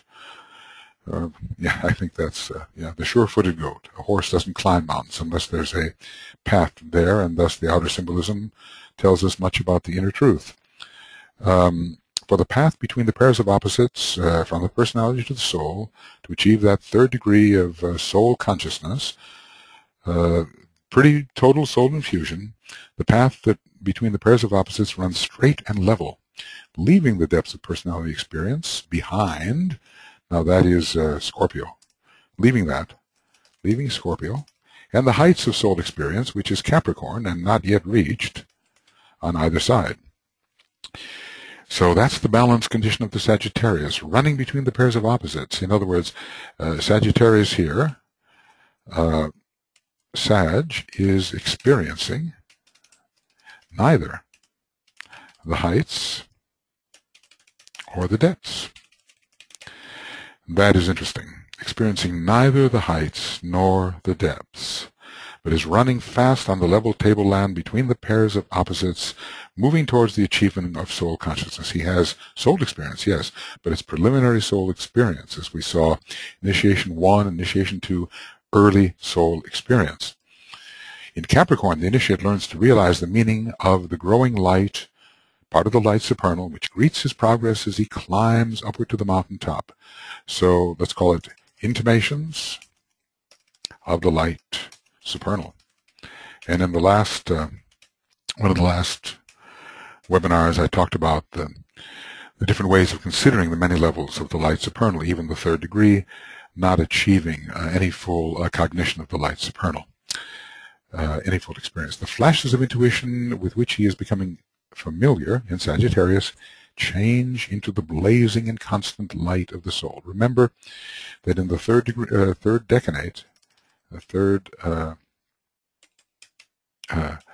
decan of Capricorn, we have the sun. And I think if we look carefully at the decanates in Sagittarius, we're also going to find the importance of the sun. Do believe. Yes, the sun will rule the third decanate of Sagittarius, and we can we'll get into that. So illumination is coming. Illumination is definitely on the way, and more rapid returning arrows of aspiration coming as the arrow of intuition are occurring for the aspiring Sagittarian individual as he approaches the mountain. Now, in a way, he may speculate, sending forth a shaft of light, what is the experience on the mountaintop? But in a way, that type of experience is speculative. So a Sag speculates about what is experienced on the mountain, and Capricorn experiences it. So, transitions are taken care of when neighboring signs are put in the same horoscope, and we have the possibility of moving from one to another. Yeah, that's so interesting when neighboring signs are found in the same horoscope, and first there's the emphasis of one, and then it gradually moves to another. Let's just say the Scorpio Sagittarius transition, or the Sagittarius Capricorn transition, or the Capricorn Aquarius transition, and this would be most indicated when the sun is in the earlier sign and the rising sign is in the later sign. It always gives you a way to move forward because the rising sign is that sign of soul cultivation. You already established somehow in your sun sign position. It represents what is solid in your life, and you don't have so much achievement to deal with there. It's not out of reach. You deal with expressing it, of course, but then you're cultivating that which the soul in you sees as lying ahead, and that is indicated by the rising sign. So the flashes of intuition with which he is becoming increasingly familiar change into the blazing and constant light of the soul. In other words, let's just say he is becoming a sun god in Capricorn. And the constancy of the sun, even with its pulsations, is taking over from the inconstant, though more frequent, flashes of intuition. The blazing and constant light of the soul irradiating the mind and providing that point of fusion, which must ever be the fusion of the two lights, the greater and the lesser light, to which I referred in the Treatise of White Magic. This is number 2. This is rule 2. When the shadow responds, the lower light is thrown upward, and the greater light illuminates the 3. The work of the 4 then proceedeth. So the lower light and the higher light, the light of in general, the light of the personality and the light of the soul, and you're having the fusion of the two lights, the soul and fused personality, coming to a climax in Capricorn at the 3rd degree. The really soul-infused personality, all of the aspects of the personality are infused, but an increasing intensity of infusion will come towards the 4th degree, and such an intensity that even the soul vehicle is considered to be too confining too restraining to hold the intensity of light, which is coming as the spirit contributes to the intensification following the third degree. So once Alice Bailey, I remember, said, well, we just outgrow our personality. Personality becomes too small for us. We become too large for it. I think I was in my 20s or something. I don't think I could understand so much what she was saying, but now, a little later, I think, well, maybe a lot later, I think I understand more what it means to outgrow the personality, identify as something other, be fed by the power of the spirit, however unconsciously at first, so that the spirit just doesn't want to be contained. You know, it is the principle of freedom within us, and although it uses form for expression, all forms are considered eventually too containing, too confining, and the spirit will break out of them. So that destructive aspect of the spirit begins to grow following the third initiation, and then as we reach the fourth initiation and Pluto and Vulcan get into the act yet again, both forms are considered too restraining to be tolerated by the spirit, and they are destroyed, though their essence is harvested. You know, nature is very economical, and if something is of value, it doesn't just destroy it, it destroys that which contained it, and then takes the essence and puts it into a new container. In this case, the spiritual triad is the container for the content of the lower three permanent atoms of the atomic triangle, one of them being the mental unit. Okay, so that's rule 2. The light of the personality and the light of the soul blend. This is happening in Sagittarius. And intimated, at least, occurring, soul infusion process is occurring through the very powerful alignment which Sagittarius provides, but it is completed more in Capricorn and finally, I think, in Aquarius at the fourth initiation. The light of the personality and the light of the soul blend. Upon this I need not enlarge, as nothing I could say would be more than it is now the theory of initiation. Well, DK is having a realistic moment. he is realizing who we are and what we have attained and not attained.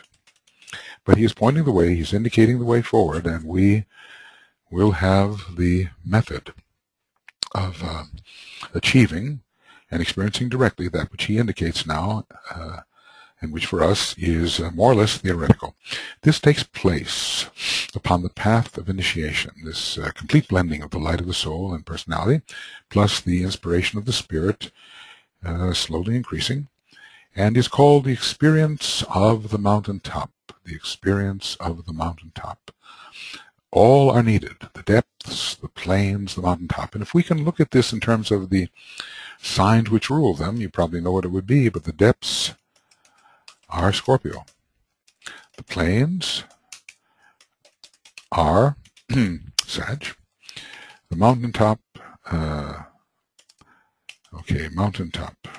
Well, let's say mountain top is Capricorn.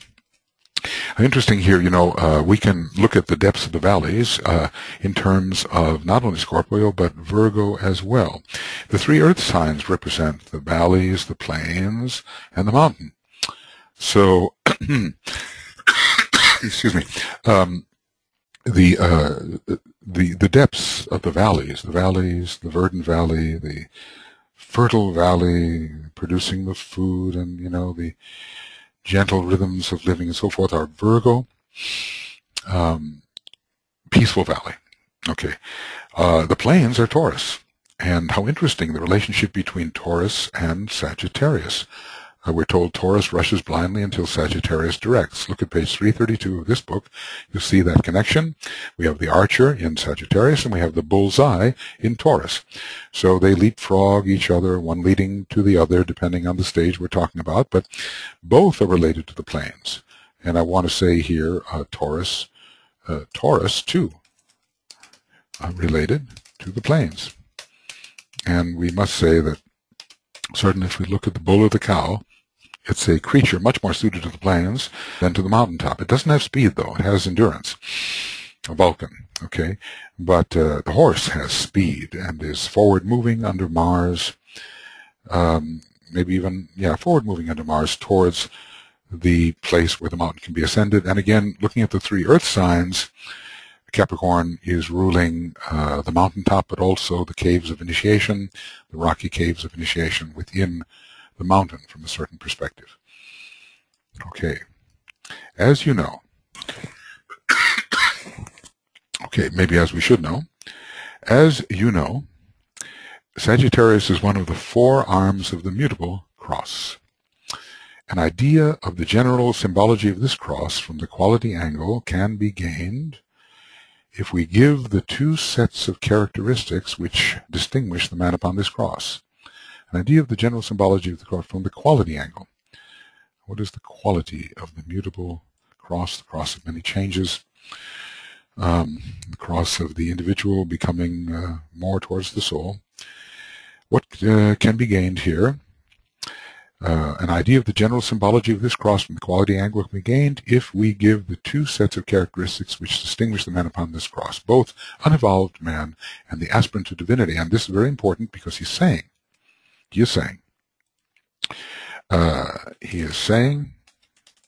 that the aspirant to divinity is still upon the mutable cross. Let's see, mutable cross. Yes, mutable CX. Okay. We might list these as follows, finding for each arm a distinctive phase. Okay, now we have to remember too, I'm going to make these a little bit smaller because I think in making them large, I've lost the relationship, making them too large. So let's see if we, how this works. Okay, he's got unevolved man, he's got evolved man, and don't forget here, page 119 of Esoteric Astrology, in which he also gives, I think it's 119, 119, 118, he also gives the mutable cross, beginning with Pisces, moving backwards on the clockwise wheel, and then he gives the mutable cross on the counterclockwise wheel starting at page 120. So this should be related. What page are we on here? Okay, we're on some page 182. So I want to put in here relate to page 182. You know, the nice thing about having the book here, not just on the CD-ROM, but as a image file, is that you can write certain things in it if you wish. Okay. So anyway, here are the arms of the mutable cross. And now for the undeveloped man, Gemini, changeableness, instability, interplay, the mantra for the ordinary individual, let instability do its work. Sagittarius, ambitious desire. Direction, at last, orientation. Well, at least the individual thinks he knows where he's going. He's driven by desire largely. The direction he's taken is largely driven by desire and by ambition. And he finally is able to hold a particular objective in mind and follow it, even if that objective is the objective of a hunter. Sagittarius is much involved with hunting, you know, and how focused, very focused you have to be when you hunt. Think of some of these animals that stalk their prey. It's such a Sagittarian thing to do, to focus so intently that nothing will break your concentration as you move towards the acquisition of your prey.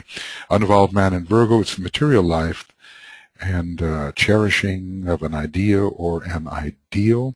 The whole second-ray cherishing factor comes through in Virgo, but you're very much buried in the valley of experience in Virgo. The material form becomes very important to you, and you maintain the form, and sometimes forgetting the life that's behind the form, especially when the fifth ray is there. And then we move on, Pisces.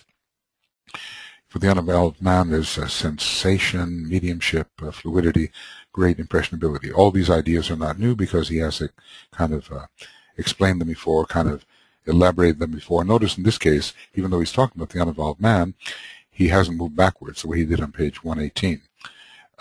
He would have moved from Pisces to Sag to Virgo and to Gemini. But here he has talked about opposites, in fact. And, you know, he's not moving in any kind of ordinary sequence. He's taking the first two opposites, Gemini and Sag, and the next two opposites, Virgo and Pisces. Yeah, how an individual will respond has everything to do with where he stands. Now we have the developed man, the evolved man. It's a general statement, who is the evolved man, but, you know, you can take this in various gradations. Gemini, the recognition of the soul and form. So it's soul interplay. It's the two selves. It's the brothers, or maybe sometimes should be called the brother and the sister. But there is an interplay here between the self of greater scope and the self of limited scope. And the consciousness of the Gemini individual realizes that interplay is going on and messages are going back and forth between the two. Sagittarius, the opposite, the one-pointed spiritual aspiration. The soul in incarnation, the disciple, sees a spiritual objective in the world of the soul and aspires towards it. So Sagittarius very much is the sign of discipleship, not so much of the struggles of discipleship, but of the undeviating progress of the disciple, one-pointed discipleship.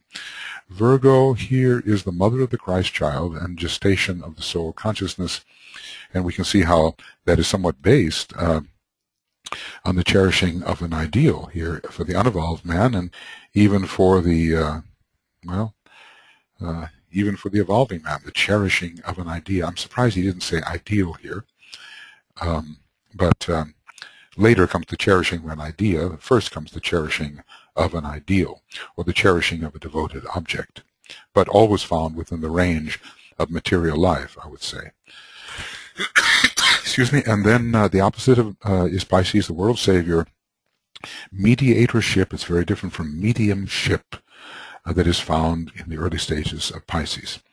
So these sequences are very valuable because we learn much more when we are comparing the signs to each other than, well, at least we learn something unique when comparing the signs to each other. And as I say, we also learn through topical study if we want to focus very directly and use the fifth ray. So these are the distinguishing features of the man upon this cross, unevolved man, and the aspirant to divinity. So presumably, this evolved man is what DK is calling, let's put it down here as evolved man, in this case, is the what DK calls above, aspirant to divinity. Okay. In connection with the above, it is interesting to note that the twins set apart and unattached in Gemini become the centaur, the man-beast in Sagittarius. Well, become, okay. Maybe in the early days of individualization, indeed, there is a great separation between the man and the personality, very primitive personality, and the higher soul. Quite a separation, but this is reflected in the merging of the man and beast in Centaur. The bestial nature of Sagittarius as the Centaur has to be realized in Sagittarius. So the detached twins, the unattached twins, maybe having no relation between them at all in the very, very early days, no conscious relation, become the centaur, at least in which the consciousness is at least immersed in the beast. So there's a fusion there, an integration. I think what's important about this is to realize that Sagittarius is one of the major signs of integration. As we see, it's involved with alignment, with a straight line, and as a result, that alignment is promotive of integration. Whilst Virgo the Virgin becomes the fish goddess of the polar opposite. Virgo is a great goddess, and the fish goddess is the one who spawns the little fishes, which are the little souls released into the ocean of matter. Now, At one point he says the fish is the free soul, and another, the fish is the soul swimming apparently as the individual. But then let's think about something here. It just struck me. We have something about incipient group consciousness because fishes swim in schools, which suggests the second ray and suggests the mass consciousness, but eventually the group consciousness. A treatise could be written on the subject of the relation of the opposites in the zodiacal circle, for they express spirit and matter and their interrelation, plus the play of qualitative energies. Well, I think some of this has been done. And I think increasingly astrologers are dealing with the interplay of the pairs of opposites. Once again, DK is proposing a project. This is how the master works. Proposing a project, and someone or someones will take this up, and in the future days, in the new esoteric schools, some of these hints will be taken as final projects. As a matter of fact, even now in the Morya Federation, I would suggest that people go through DK's books and take up what he suggested as possible studies and use these as final papers, final projects. A treatise could be written on the subject of the relation of the opposites in the zodiacal circle, for they express spirit and matter and their interrelation. Now, we can't say one is spirit, one is matter, because everything can be reversed. You can look at things from 2 points of view. We could say, well, Pisces is climactic, and therefore Virgo represents matter. But from another point of view, there is the lower Pisces and the higher Virgo. So, we can look at it in both ways. Although probably archetypally, one or the other is favored in relation to spirit and in relation to matter. Although it's hard to say which, we can't say that in the latter part of the circle it's spirit and the early part of the circle is matter. We really can't say that. Okay. And plus the interplay, the play of qualitative energies. These fish goddesses, I think, when I think about that more and more, I think about the solar angels as the fish goddesses, because they are spawning, they are sending forth, they are emanating the little fish into the great ocean of matter. They are the big fish, in a way. They are the world saviors. They are Pisces australis or Pisces austrinus, the greater fish that we found rooting one of the decanates of Sagittarius, or at least of Aquarius. At least we found it in Aquarius, whether it rules specifically one decanate or another. And then the little fish, we are the little partial representations of the solar angels sent forth into lower matter. Okay, and they, the opposites, bear witness at the same time to the fact that these two are one. And that when the zodiac is resolved, the 12 will resolve into a 6, and what will the 6 resolve into? Maybe a type of 3, perhaps. 12, 6, 3, 1. All the numbers will come down to the point, finally. They bear witness at the same time to the fact that these two are one and are simply the expression of great, mutable, and yet fixed and initiated spiritual lives. These are, what are these lives? These are called Lords of the Constellations.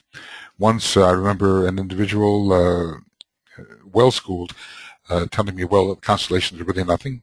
They are just appearances of patterns as seen from the Earth, but the stars involved are not really related. But then, of course, DK does use the idea of the Lords of the Constellations, the Lord of the Constellation Aries, the Lord of the Constellation Libra. Maybe in 3 or 4 instances he referred to the Lord of the Constellation, different ones of the zodiacal constellation. So if he refers to any, he's referring to all.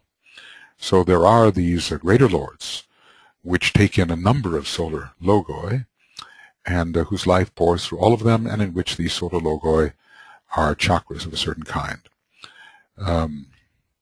Now, of course, that raises many questions, but we don't have to get into that.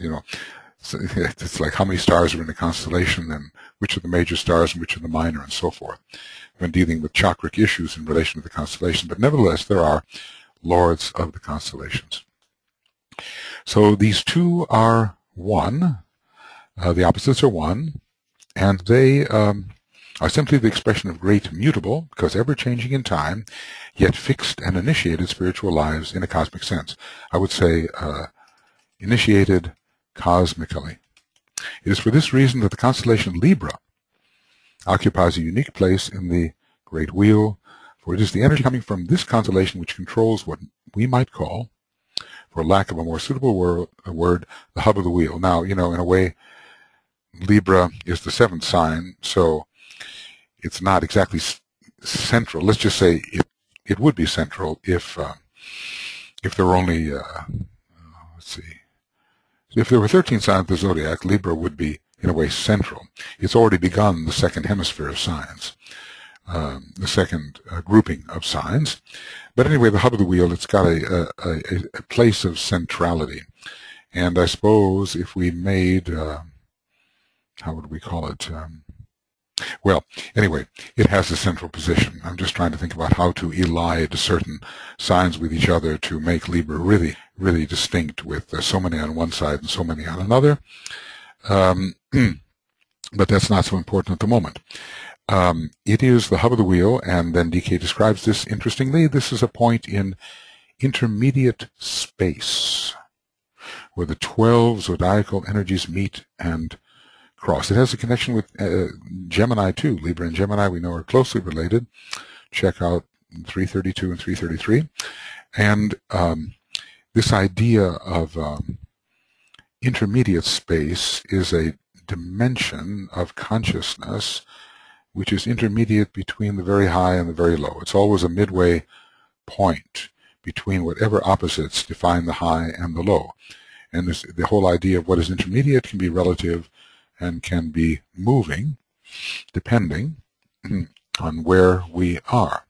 So what is intermediate for a man is certainly not what is intermediate for planetary logos and so forth. But anyway, an intermediate dimension, a point in intermediate space and consciousness being closely related, where the 12 zodiacal energies meet and cross. Libra, therefore, see how much of Libra is being discussed here in Sagittarius? Unless we study topically also, we will miss many things.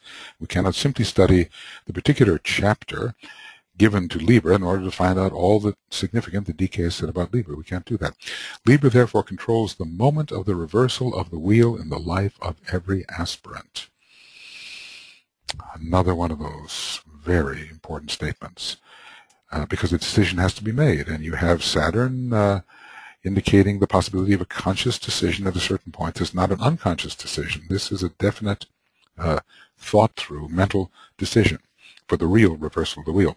Libra, therefore, controls the moment of the reversal of the wheel in the life of every aspirant. Now, of course, aspirant to what? Aspirant to initiation. You can be an aspirant to the third initiation. When he uses the word aspirant, does he mean that which precedes the first initiation, the birth, or does he mean the aspirant to any initiation? Some scholars have thought that the reversal of the wheel must necessarily take place between the second and third initiation, and I would say the final reversal in a way does, but there are earlier reversals, earlier tendencies to go against the clockwise direction and move in the counterclockwise direction. That happens much earlier. Libra, therefore, controls the moment of the reversal of the wheel in the life of every aspirant, for there comes a moment in the cycle of lives. A moment, how big is a moment? Wherein a point of balance is reached and a relative equilibrium is attained, and over this event, Libra presides. It's sort of a pivotal point, you might say, a fulcrum point, pivotal point, a point of suspension, or how can we call it, of equilibrium, which must be disrupted. It cannot be sustained forever. So there is this point of stasis, point of apparent stasis, which must move in one direction or another. So he's talking about some research which we are going to be able to do And he says, someday it will be of interest to make a scientific research and investigation into the power of balance which Libra wields, and a consequent analysis of the effect of Libra in the individual life. You know, as you balance all things up, it can become a static equilibrium, and then it suggests having to move in two directions. There are dual forces, and one must move consciously towards one or another. I'll tell you what, I'm going to take a little break here. It may not seem that way. I will take a little break here, and we'll say this is sort of, in a way, what can we call it? Esoteric Astrology Adventure number 73, and we've done the A part and the B part. And we are on, I did not stop exactly, we are on page 183. And where did we begin? Okay, page 183. And let's see, if we go back here a ways, I think we're, let's see, number 72. Let's do this. EAA 72. Yes, 187. Okay, so let's do EAA 73. And we will see that we began on page 177. And we will say here the great invocation, just in case something technical happens and this gets terminated. I'm getting so used to this. I'm not on the fast internet line now. I'm on rather slow internet line, but it seems for the moment to be more stable. So let's say, from the point of light within. Okay. And we will then move on if time allows.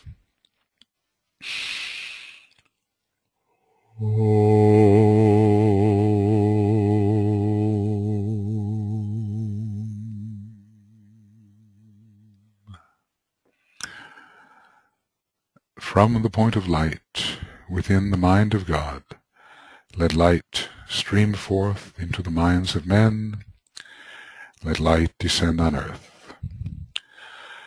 From the point of love within the heart of God, let love stream forth into the hearts of men. May Christ return to earth.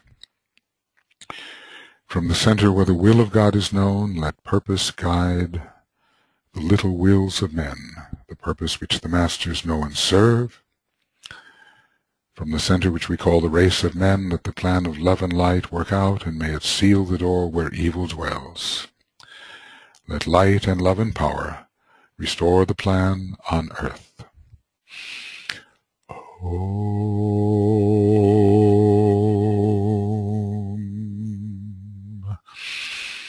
Om.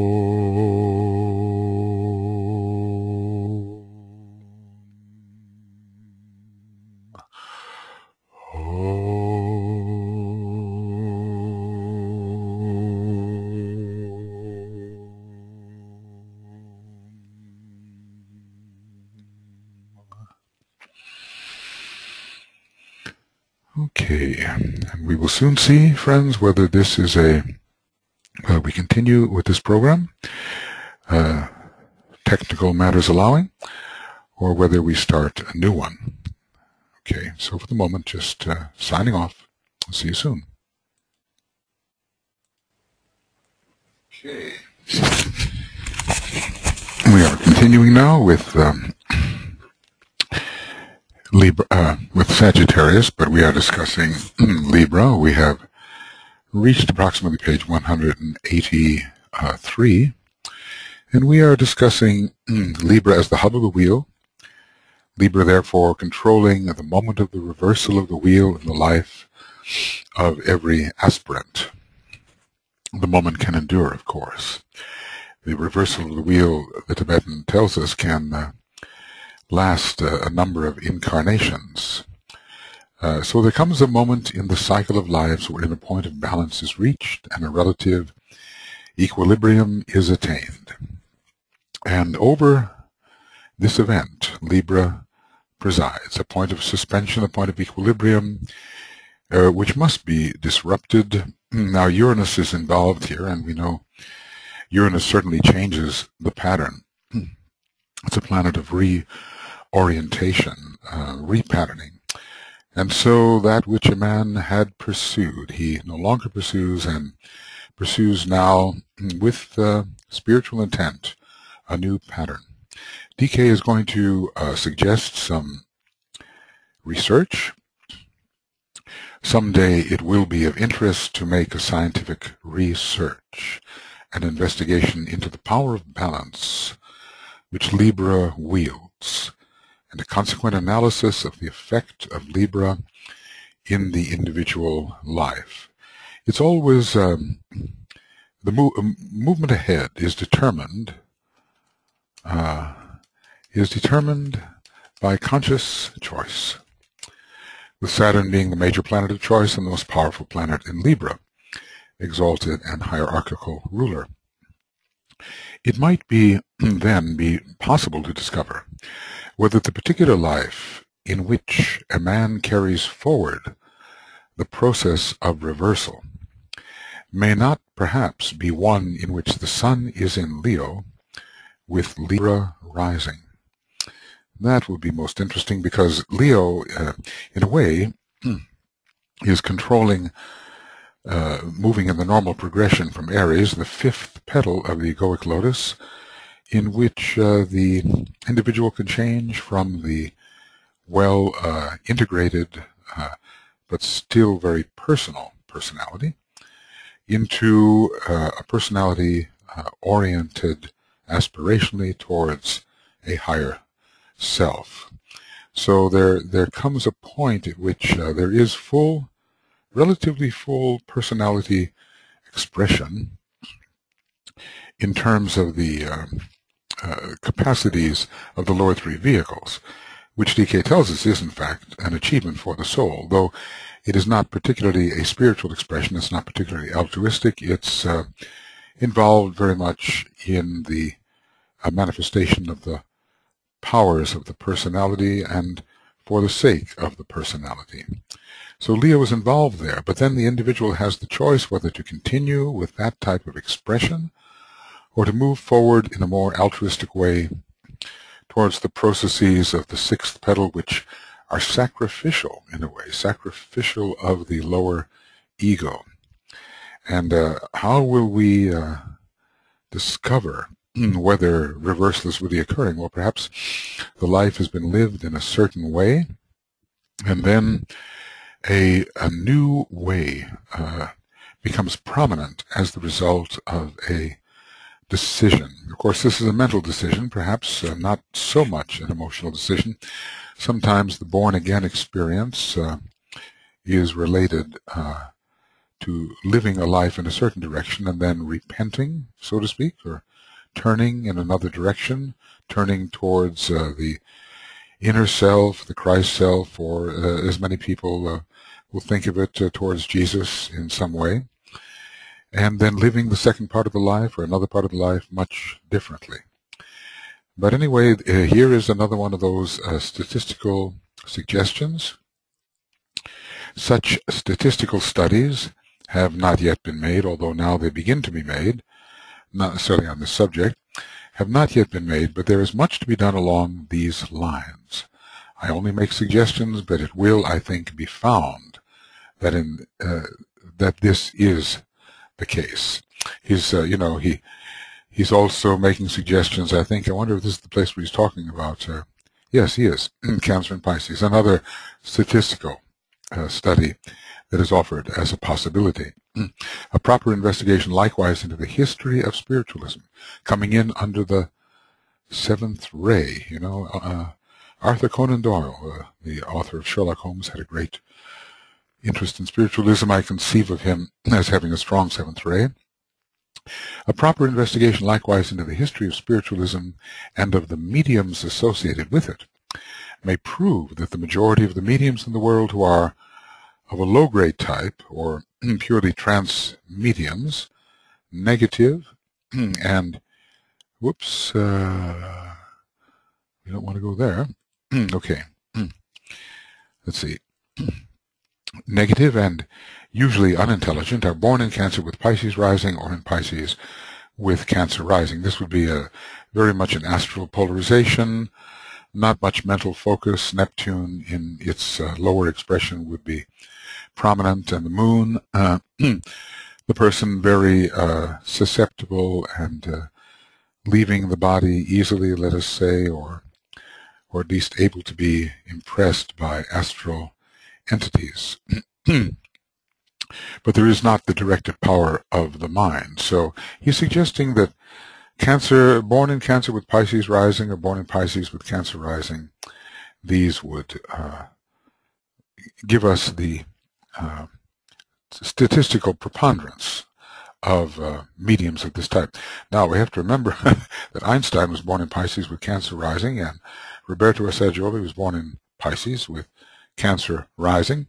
So we cannot look at this combination as necessarily indicating the unintelligent trance medium, although both, as Einstein was certainly mediumistic in a certain sense, he could receive this intuitive impression from, it seems, the divine mind, and Roberto Assagioli had this great Buddhic sense of impression, which gave him the inspiration, I think, for psychosynthesis, looking at psychology in a synthetic manner and including the higher aspects of the transpersonal self. So, you know, everything depends on the stage of evolution of which we may be speaking. I'm trying to think of other people who have this Cancer-Pisces combination. I think we could look them up. It would be interesting. Such studies would necessarily have to deal with hundreds of cases and be carried forward over a long period of time in order to prove the point which I seek to make. But the fifth ray, of course, coming in under the Aquarian age, will need to prove the factuality of some of these spiritual assertions, these assertions regarding the occult sciences, and then they will be increasingly established as rational and dependable and worth additional research. And then we will have gradually a transformation of the world view of the majority of human beings, which will embrace far more, I think, intelligent understanding of the structure of the cosmos and their place in it. It would also be interesting to make an analysis of those particular incarnations and their horoscopes. I wonder if DK has this available to him. The horoscopes of previous incarnations of individuals. This will be needed, you know, what an amazing type of study it will be to see actually the progression of the lives in relation to the horoscopes available. It would also be interesting to make an analysis of those particular incarnations in their horoscopes wherein the polar opposites both appear in relation to each other. One is the Sun and the other as the Ascendant. Now, he's not talking about the Sun-Moon combination, but the Sun and Ascendant. One is the Sun and the other as the Ascendant, for these lives usually express some degree of either equilibrium or of consummation. So a balancing of opposing qualities, or in some way bringing the two together for a special type of fusion, which is noteworthy. The reaching of a climactic point, which can be considered kind of summit. The words summit and summation, consummation, all have related qualities. So to look at to look at famous individuals with opposing signs, either as the sun sign or the rising sign, probably what we will have then is the Sun pretty much in the 7th house. Could be in the 6th house as well, of course. But in the 7th house, there would seem to be the greater possibility of fusion between the two faculties and a rounded out and to some degree beautiful life, I would say, one in which a balance is to be seen. They will not in any case be negative lives or lacking in direction, event, or purpose. In other words, he's saying they will not illustrate sort of a stasis, a passive stasis. Rather, they will be well directed, they will be positive, they will have purpose. This is particularly the case upon the fixed cross of the heavens, the cross of the soul, where in so many of the students of DK are either polarized or seeking to be polarized, as they are seeking to develop the expression of the soul in the life of the personality. So he's given us 3 different kinds of studies to undertake, and somewhere he talks about whether in fact we would not find that the intelligent mediums are not so much born in or under Pisces or Cancer, but born in Virgo. And we have to remember that Neptune, as the planet of mediumship, the planet of great receptivity, is powerful in Virgo, being veiled by the moon. And the moon, of course, in Virgo having a distinct psychic receptivity, especially when the Neptune aspect of that veil is emphasized. All right, so different studies concerning the reversal of the wheel, mediumship, and also signs of opposition representing equilibrium or consummation. You will note that my purpose in this section of our treatise is to evoke interest and inquiry, and to incite students to scientific, statistical, and analytical investigation. So this is an appeal to the 5th ray, which is going to be so needed to take astrology out of the realm of, thus it is considered superstition and naive belief, into the realm of credible indication of reality.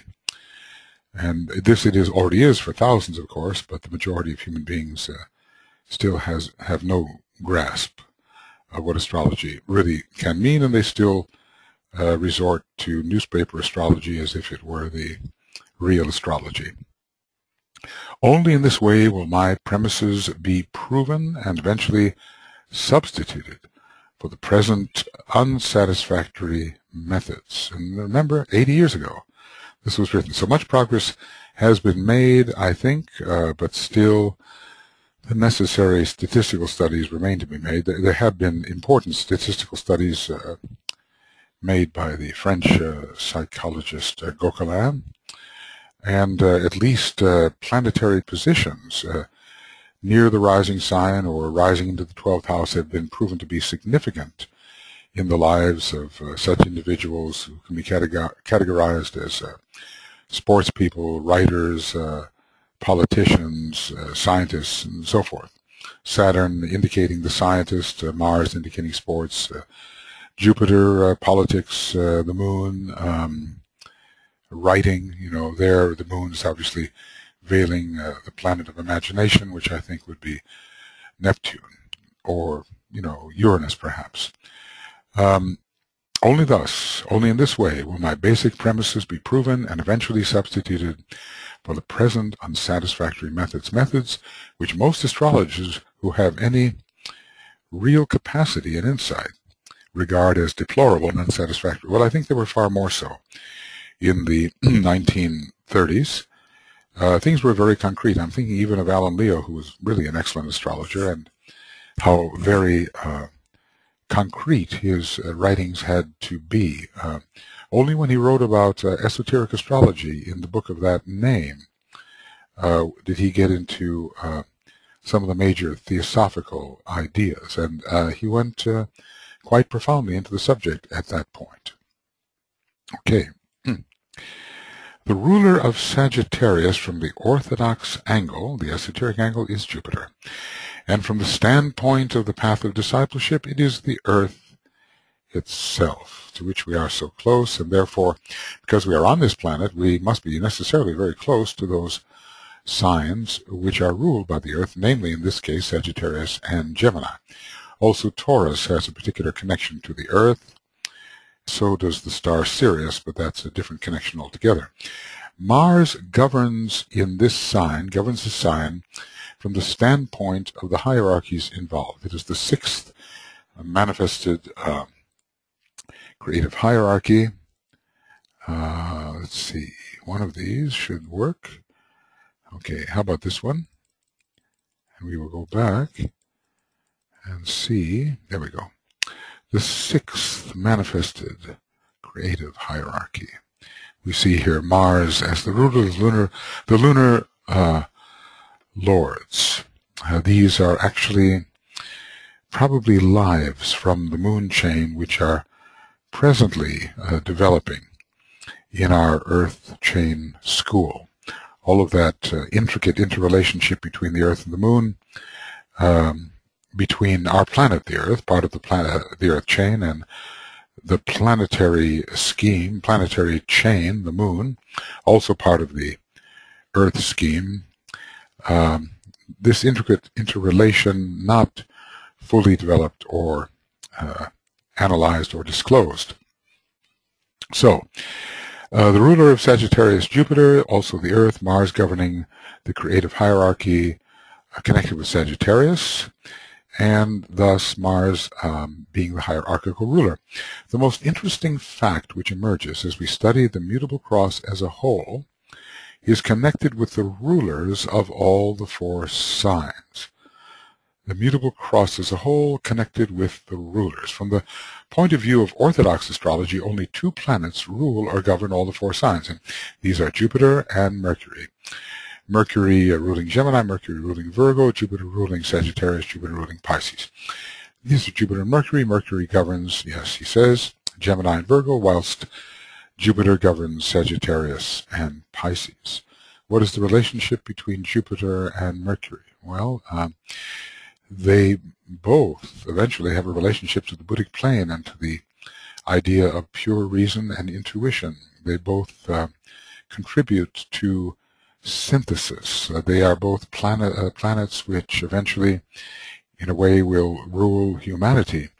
Mercury already does rule humanity, but one day humanity as a whole will refocus upon the second-ray soul, and then Jupiter will be important, and there's reason to believe at that time that humanity's personality will be the 4th ray, which will make Mercury continuingly important. So the Buddhic destination of humanity seems to be connected with these 2 signs, and it is a way of transmuting knowledge into wisdom. If we look at Mercury, we see Mercury as the planet specifically of knowledge, ruling the concrete mind as well as many other levels of the mind, but at least the concrete mind, and Jupiter synthesizing that knowledge into a type of wisdom which relates more to the higher mind and more to the Buddhic plane. So, DK says the reason for this is obvious if you study the nature of the rays which express themselves through these signs. Mercury is the agent or the messenger of the 4th ray. Well, the 4th ray, in a way, in this case, is a greater thing than the planet Mercury and is transmitted then through the planet Mercury. If he says agent or messenger, obviously there is a transmission involved here. So transmission, transmitted through the planet Mercury. Okay. The 4th ray of harmony through conflict, transmission. Okay, whilst Jupiter is the medium of expression for the 2nd ray, see, or the expression of the 2nd ray of love, wisdom. What is the source? Well, in a way, we can even look at the sun as a major distributor of the 2nd ray from its personality and soul point of view, and it will be transmitted thence to Jupiter, certainly.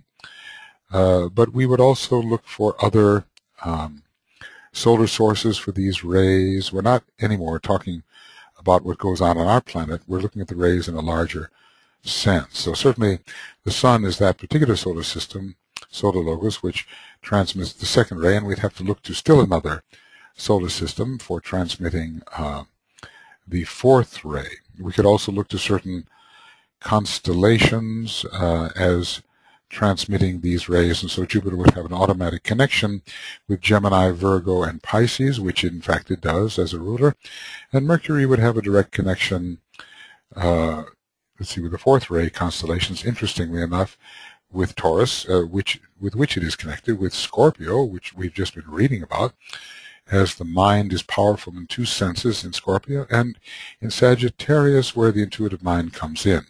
Those are the 4th ray constellations, and a 4th ray planet can invoke them, so to speak, or will be connected with them and bring them through.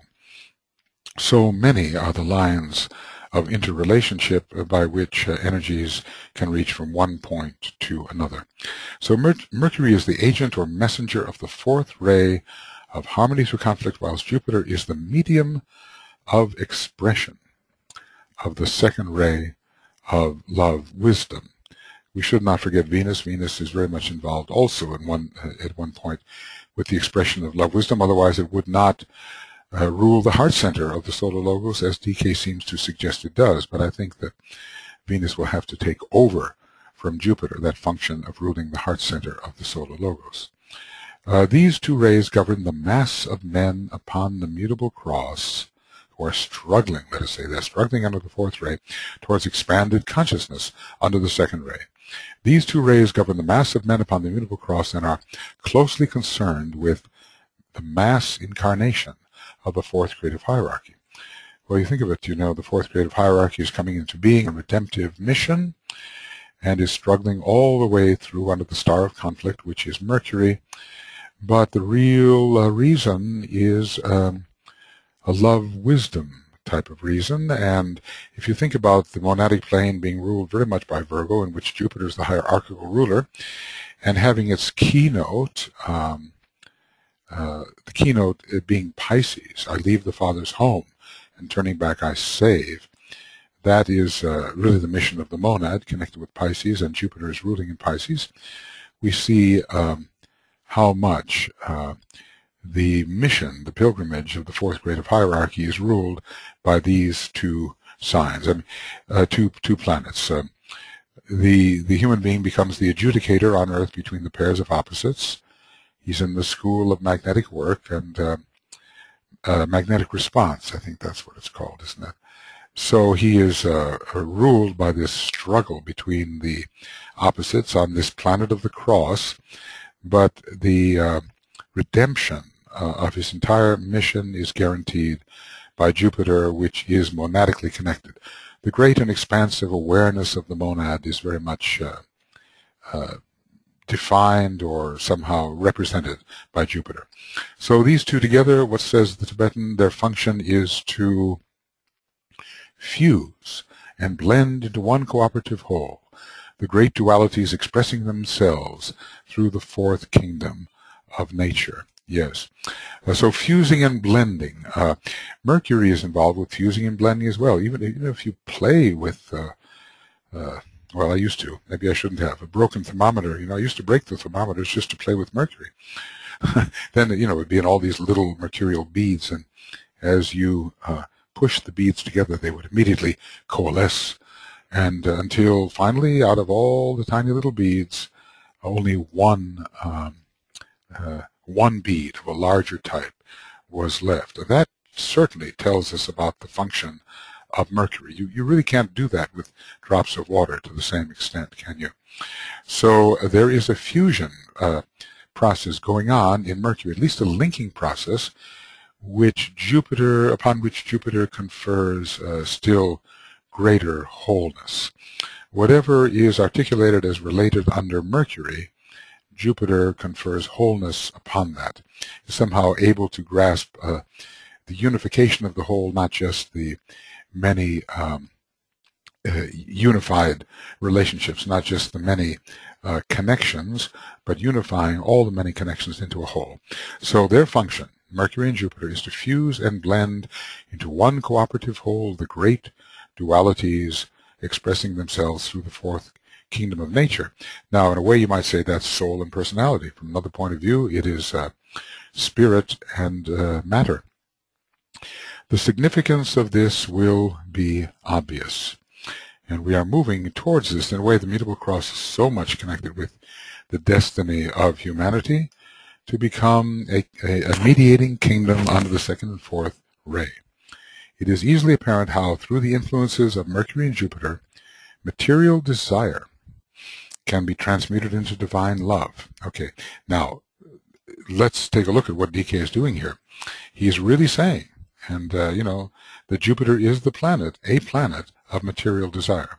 Jupiter, a planet of material desire, transmuted into divine love, which Jupiter also rules. Let's remember how materialistic Pisces can be.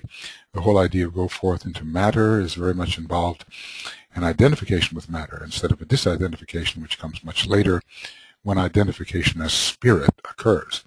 So Jupiter, a planet of material desire, can be transmuted into divine love. And the conflict, that's Mercury under the star of conflict, as the star of conflict, and the conflict, which is the distinguishing characteristic of the human family, can be instrumental in resolving dissonance into harmony. I think DK is describing this very beautifully, the power of the mutable cross in relation to the human family and the power of the two orthodox rulers defining humanity's method and goal. So what do we have here? We have harmony and divine love. Excuse me. These are our destinations. We are far from it. We're still very much in the very conflicted stage. A number of fourth-ray monads are coming into incarnation.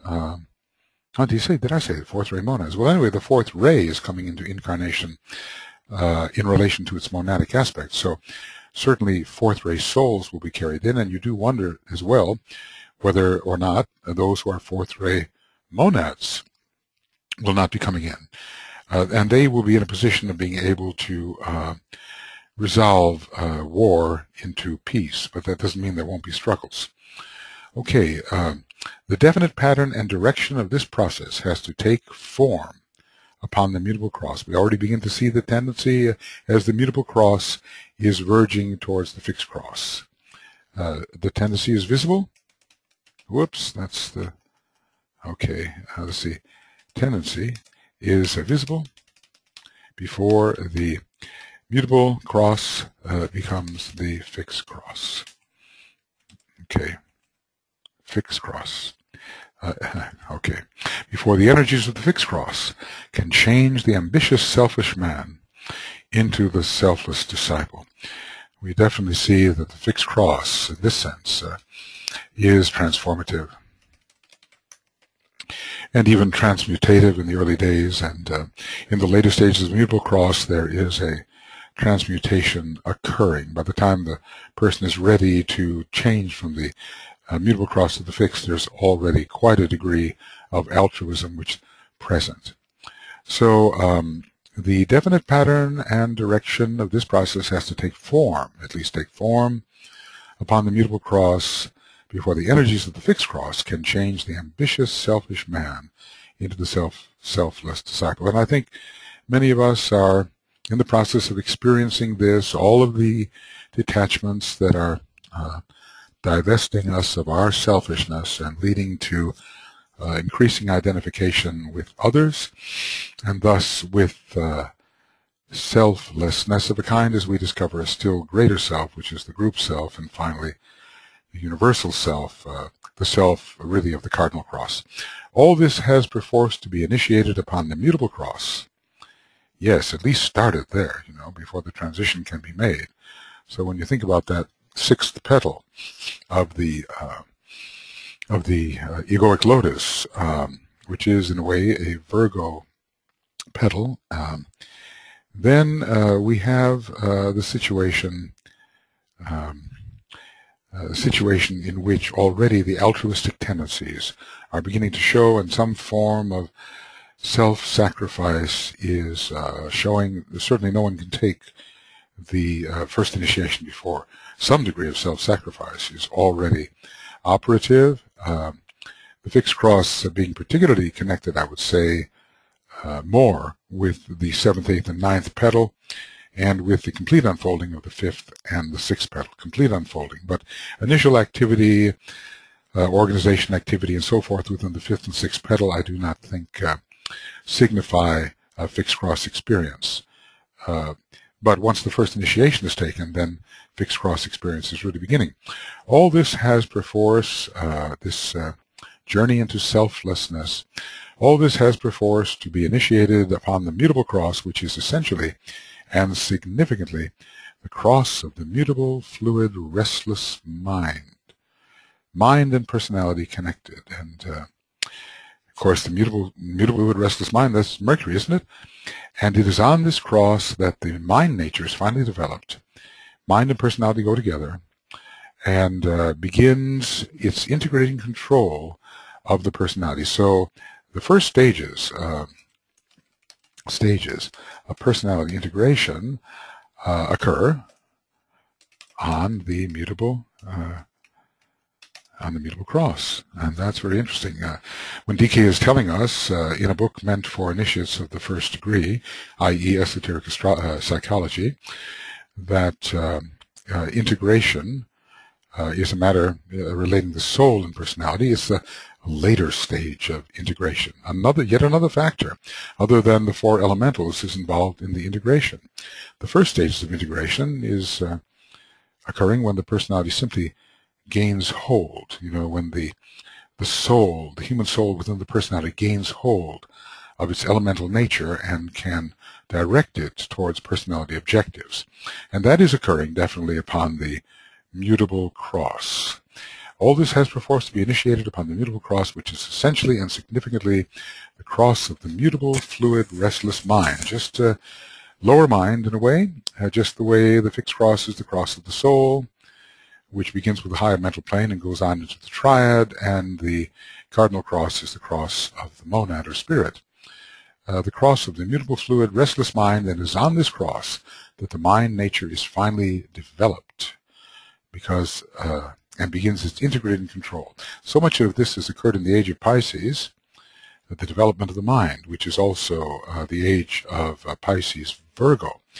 Virgo giving us the exaltation of Mercury, the concrete mind powerfully developed during the Piscean age, because we're not just dealing with Pisces, we're dealing also with the opposite sign.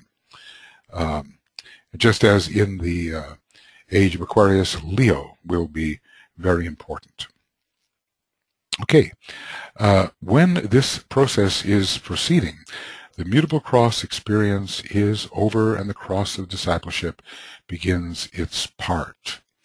So as into one of the later stages of the mutable cross is this integrating of the personality under the control of the soul in incarnation. And one can begin to sense the integrative power of the soul, which is very Jupiterian in a sense. Jupiter is a major integrative factor in astrology. It brings all things together and fuses them in the right order, in an order which ascribes to pure reason under the second ray, and an order which brings forth the seventh ray, which Jupiter also manifests prominently, as can be inferred by its rulership over ceremonial magic and ceremonial worship. Okay. Now, all right, so we're talking about the mutable cross and its two planetary rulers and the goal of humanity and the development of harmonization finally out of conflict, and finally love, wisdom out of material desire. Let's not forget that, because Jupiter is the planet of greed. Wanting more than you need. Jupiter, the planet of greed in the early days, wanting more than is wise or more than one can use. So therefore we will have to connect its two signs, the two signs which it rules exoterically, with acquisition, and Pisces will be one and Sagittarius will be another. The whole idea of unnecessary expansion. Yeah. Let's see how this will go. Okay, unnecessary expansion. Right. So, going on. So when all of this is proceeding, and this development towards the second is proceeding, because the second ray is very much coming through the fixed cross, then the mutable cross, which is the cross of mind, gives way to the cross of soul. So the cross, the context, cross of mind, gives way to the cross of the soul. Okay. The case is quite different in connection with the subjective side of unfoldment. And esoterically, the disciple who finds himself in incarnation under the influence of the mutable cross in his personality life, whilst he as a soul is upon the fixed cross, comes under the directed energy of 4 planets. Well, you see how that's done, right? You can have your incarnation can be taken in relation to your horoscope upon the mutable cross, but really, internally, you are on the cross of the soul. You're on the fixed cross. That is your stage of consciousness. So we're dealing here with the subjective unfoldment of the human being. Whenever you have a horoscope that emphasizes one of the crosses, it is, in a sense, the cross of your personality. Let's just say the normal horoscope is the cross of your personality life. And internally and subjectively, regardless of what that cross may be, you are on one or other of the crosses in terms of consciousness. I believe I'm remembering from Agni Yoga that Master Morya or Helena Rorick was discussing about how there are people of fire. It doesn't make any difference what their horoscope shows, what element is in their horoscope. Internally, they are of fire. And so here we have a similar condition. Excuse me, talking too much, I think. Okay. So, whilst he as a soul is upon the fixed cross, comes under the directed energy of 4 planets, and these will be, of course, the esoteric rulers of the 4 mutable signs, 3 of which are non-sacred planets. How interesting. So we come to Gemini, and esoterically we have Venus. It's a very sacred planet. We come to Virgo, it's the moon, although it veils sacred planets.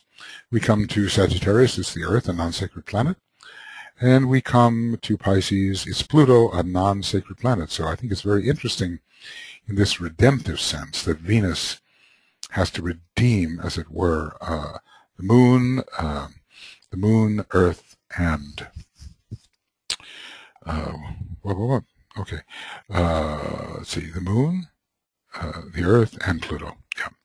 Usually these 4 sacred rulers, you might say, supersede, or rather begin to dominate the influence of Mercury and Virgo. So we remember when we were studying in Aquarius, and we learned about many fusions, and we learned that esoteric rulers supersede but include the rulers that they supersede.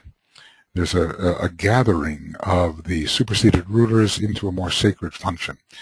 It's a bit like the gathering of the personality ray into the soul ray. The personality ray doesn't disappear, but it becomes an emissary, an expression of the soul ray. So the same principle is at work. We don't throw away the exoteric ruler. We don't say, now you're done with that, and no, you're not done with that, but you express it in a way that is harmonious and in alignment with the esoteric ruler. Now, I hope I didn't mix those words. You don't throw away the exoteric ruler. You express it in relationship to the intensification of the esoteric ruler. So usually these 4 supersede, or rather begin to dominate, the influence of Mercury and Jupiter. That is, for the disciple who is born in or under the mutable cross, but he's on the fixed cross of consciousness, giving greater facility of expression and exerting that influence which will bring the personality into right relation with the soul. So 2 things happen here as these esoteric rulers are coming in, and I think let's note that as the esoteric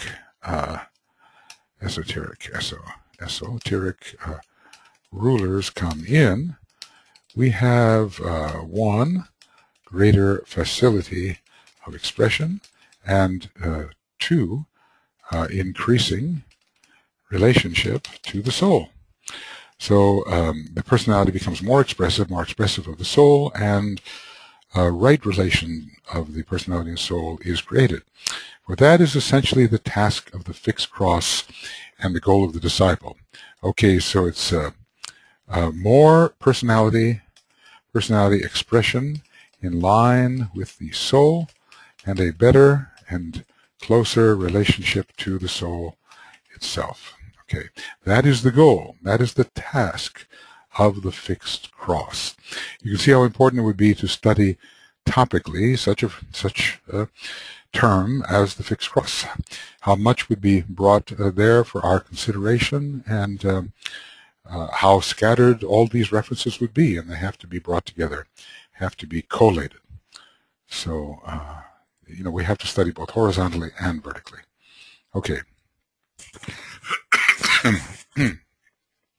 It is in connection with the planets governing Sagittarius exoterically and esoterically that an idea can easily be gained, and that's what we want to do, because we can apply what we learn here to all the other instances, easily be gained of the complexity of the forces with which every disciple has to contend, and the significance of the ray forces which pour in and through him. So we're going to be combining rays and planets here as we study the case in Sagittarius, and then hopefully we'll be able to apply what we learn to the other. There's another project here. We could take whatever we learn here in Sagittarius about the esoteric rulers and their relationship to the exoteric rulers, and how they begin to supersede and yet include and improve the expression of the exoteric rulers. We can take all of this that we learn and apply it to the different crosses and to the different signs and every cross. And that would be a project in itself. That would be a very, very worthwhile project to take this that he's going to discuss and apply it in 11 other instances. Take, for example, the constellation which we are now considering. Notice how he just shifted to the word constellation. Normally it would be sign, and we are considering the sign Sagittarius, but back and forth he uses these words interchangeably so that people cannot decide, is he a sidereal astrologer, is he a tropical astrologer? And I think the truth of the matter is that the Tibetan is both and sees the value of both. Remembering that quotation about the constellations as galaxies of stars and the signs as concentrated influences. Excuse me.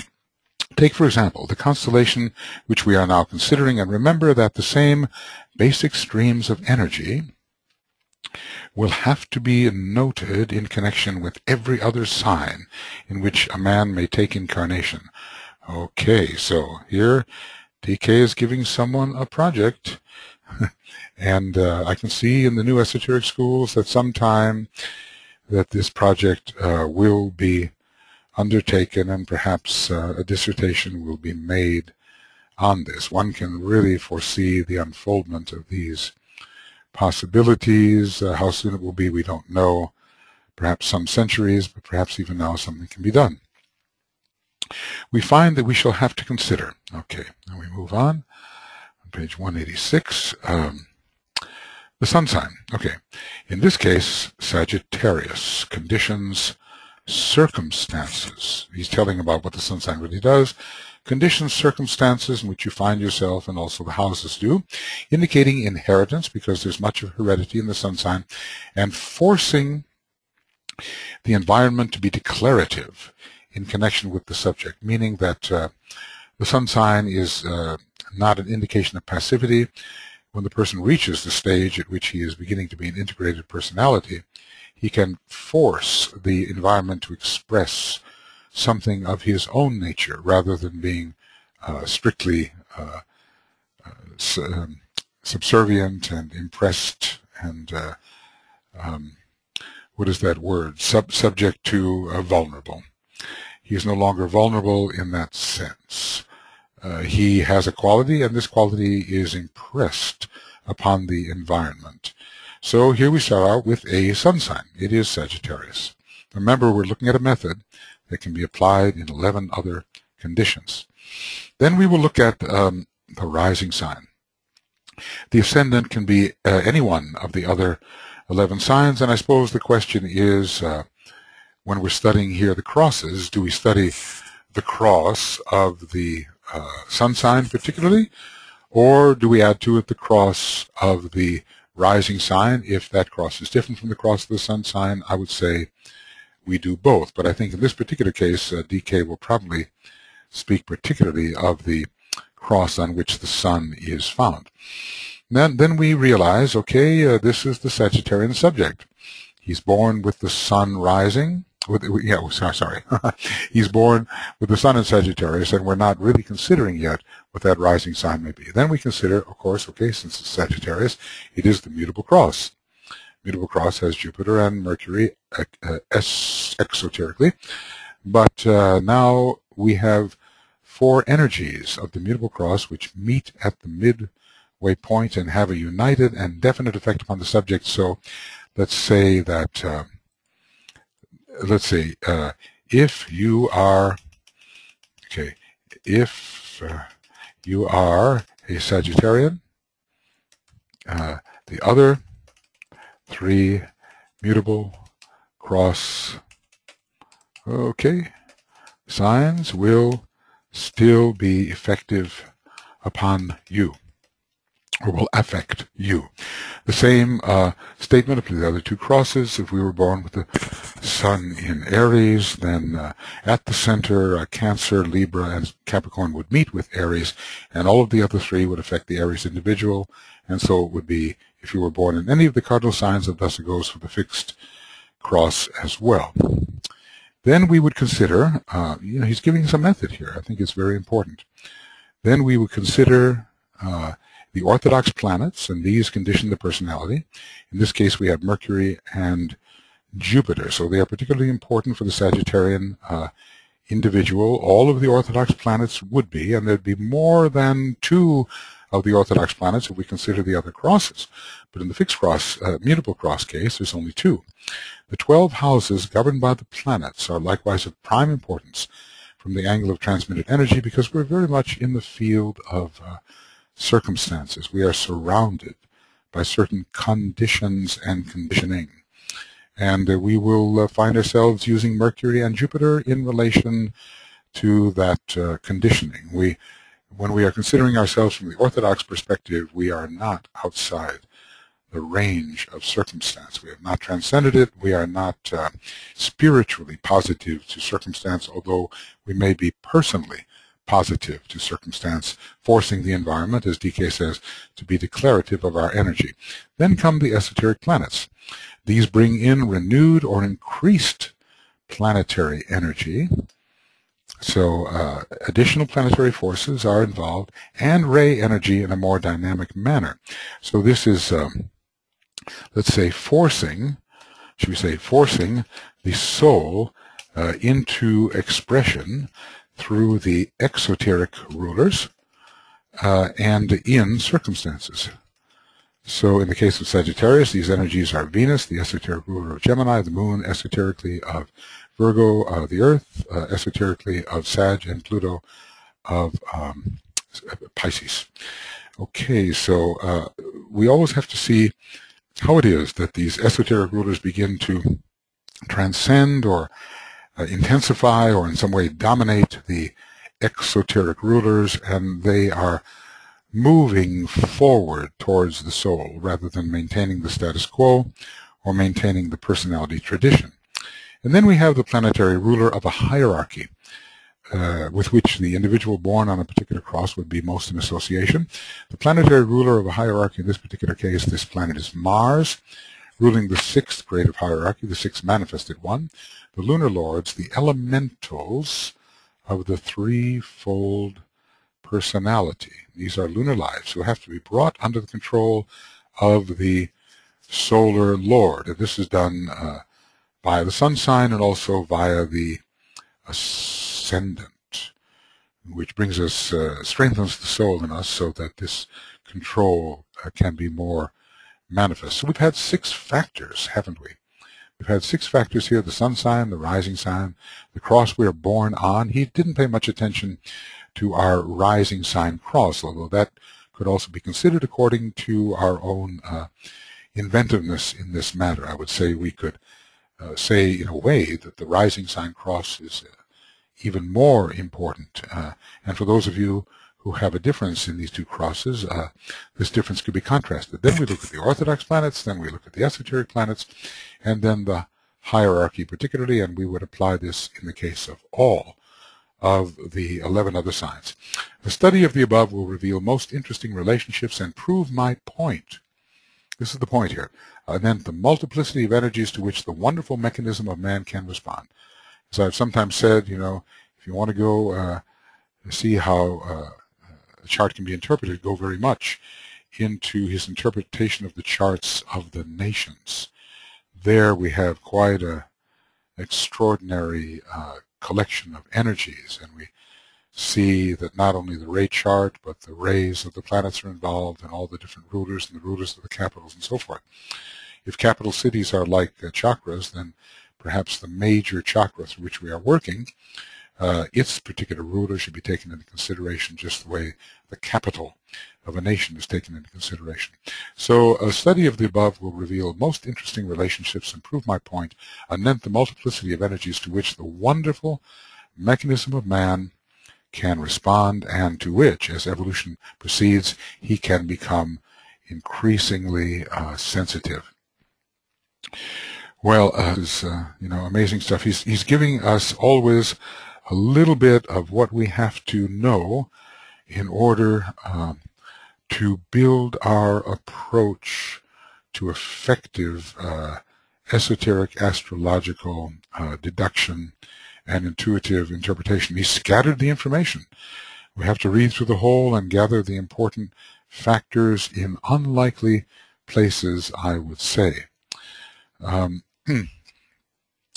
Yeah, okay, well, he's going to continue on this analysis, but I think we have reached, or almost reached, the point here where it might be wise to start a new section. So we we are still in Esoteric Astrology number 73, and this is C, or the third hour of this particular program. And, well, we'll try to decide once again whether to continue. We've gone from page 183, I believe, to 187 in this last presentation. I have often found the Sagittarius chapter to be particularly useful in developing astrological techniques for practical astrology. He's given quite a number of hints about how we can combine the energies and how we can approach the horoscope in a truly esoteric manner. But remember, when doing this, you really have to be dealing with an individual who has esoteric interests and esoteric aspirations. Just measure what the objectives are, because if the individual is interested in having soul power play an increasing role in his personality life, and is interested in service and altruistic expression of his many energies, and knows a little something about his spiritual possibilities, then you can work in this esoteric manner. But otherwise, I'm afraid we are just wasting our breath and presenting to people who don't have the interest something in which they will not be interested for some lives to come. And so their solution must come at a more personal level. And this type of wisdom, the wisdom to discriminate who really needs what, the wisdom to discriminate what the need actually is, this is not built in a day. You know, we have to have a lot of experience, probably have to have made quite a number of mistakes, probably sometimes having interpreted personal charts in an esoteric manner to no avail, or having been entirely too personal and personality-centered for people who need something else. That school of hard knocks probably will teach us that discrimination we need in order to know what type of astrology to direct to what type of client. All right, so we're continuing here in Sagittarius. We have, I think, a very important chapter to give us techniques which are very useful for working with people, very simply with people. Remembering that Sagittarius is one of those signs which is most connected to the human kingdom and to the aspiration of the human kingdom in the fourth kingdom, the aspiration of the human being in the fourth kingdom to orient, that's that Sagittarian word, towards the fifth kingdom and become a true member of the kingdom of souls. So we will now do our great invocation. and end the third section here, and I'll see whether I send this to you or really go on.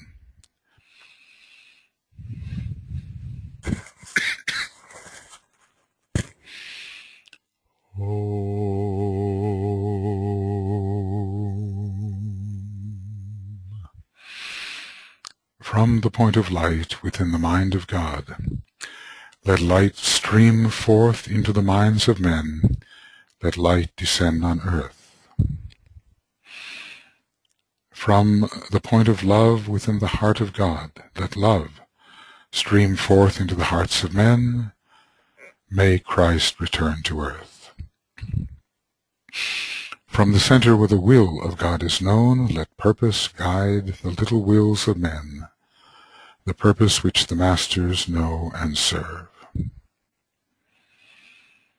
From the center which we call the race of men, let the plan of love and light work out, and may it seal the door where evil dwells. Let light and love and power restore the plan on earth.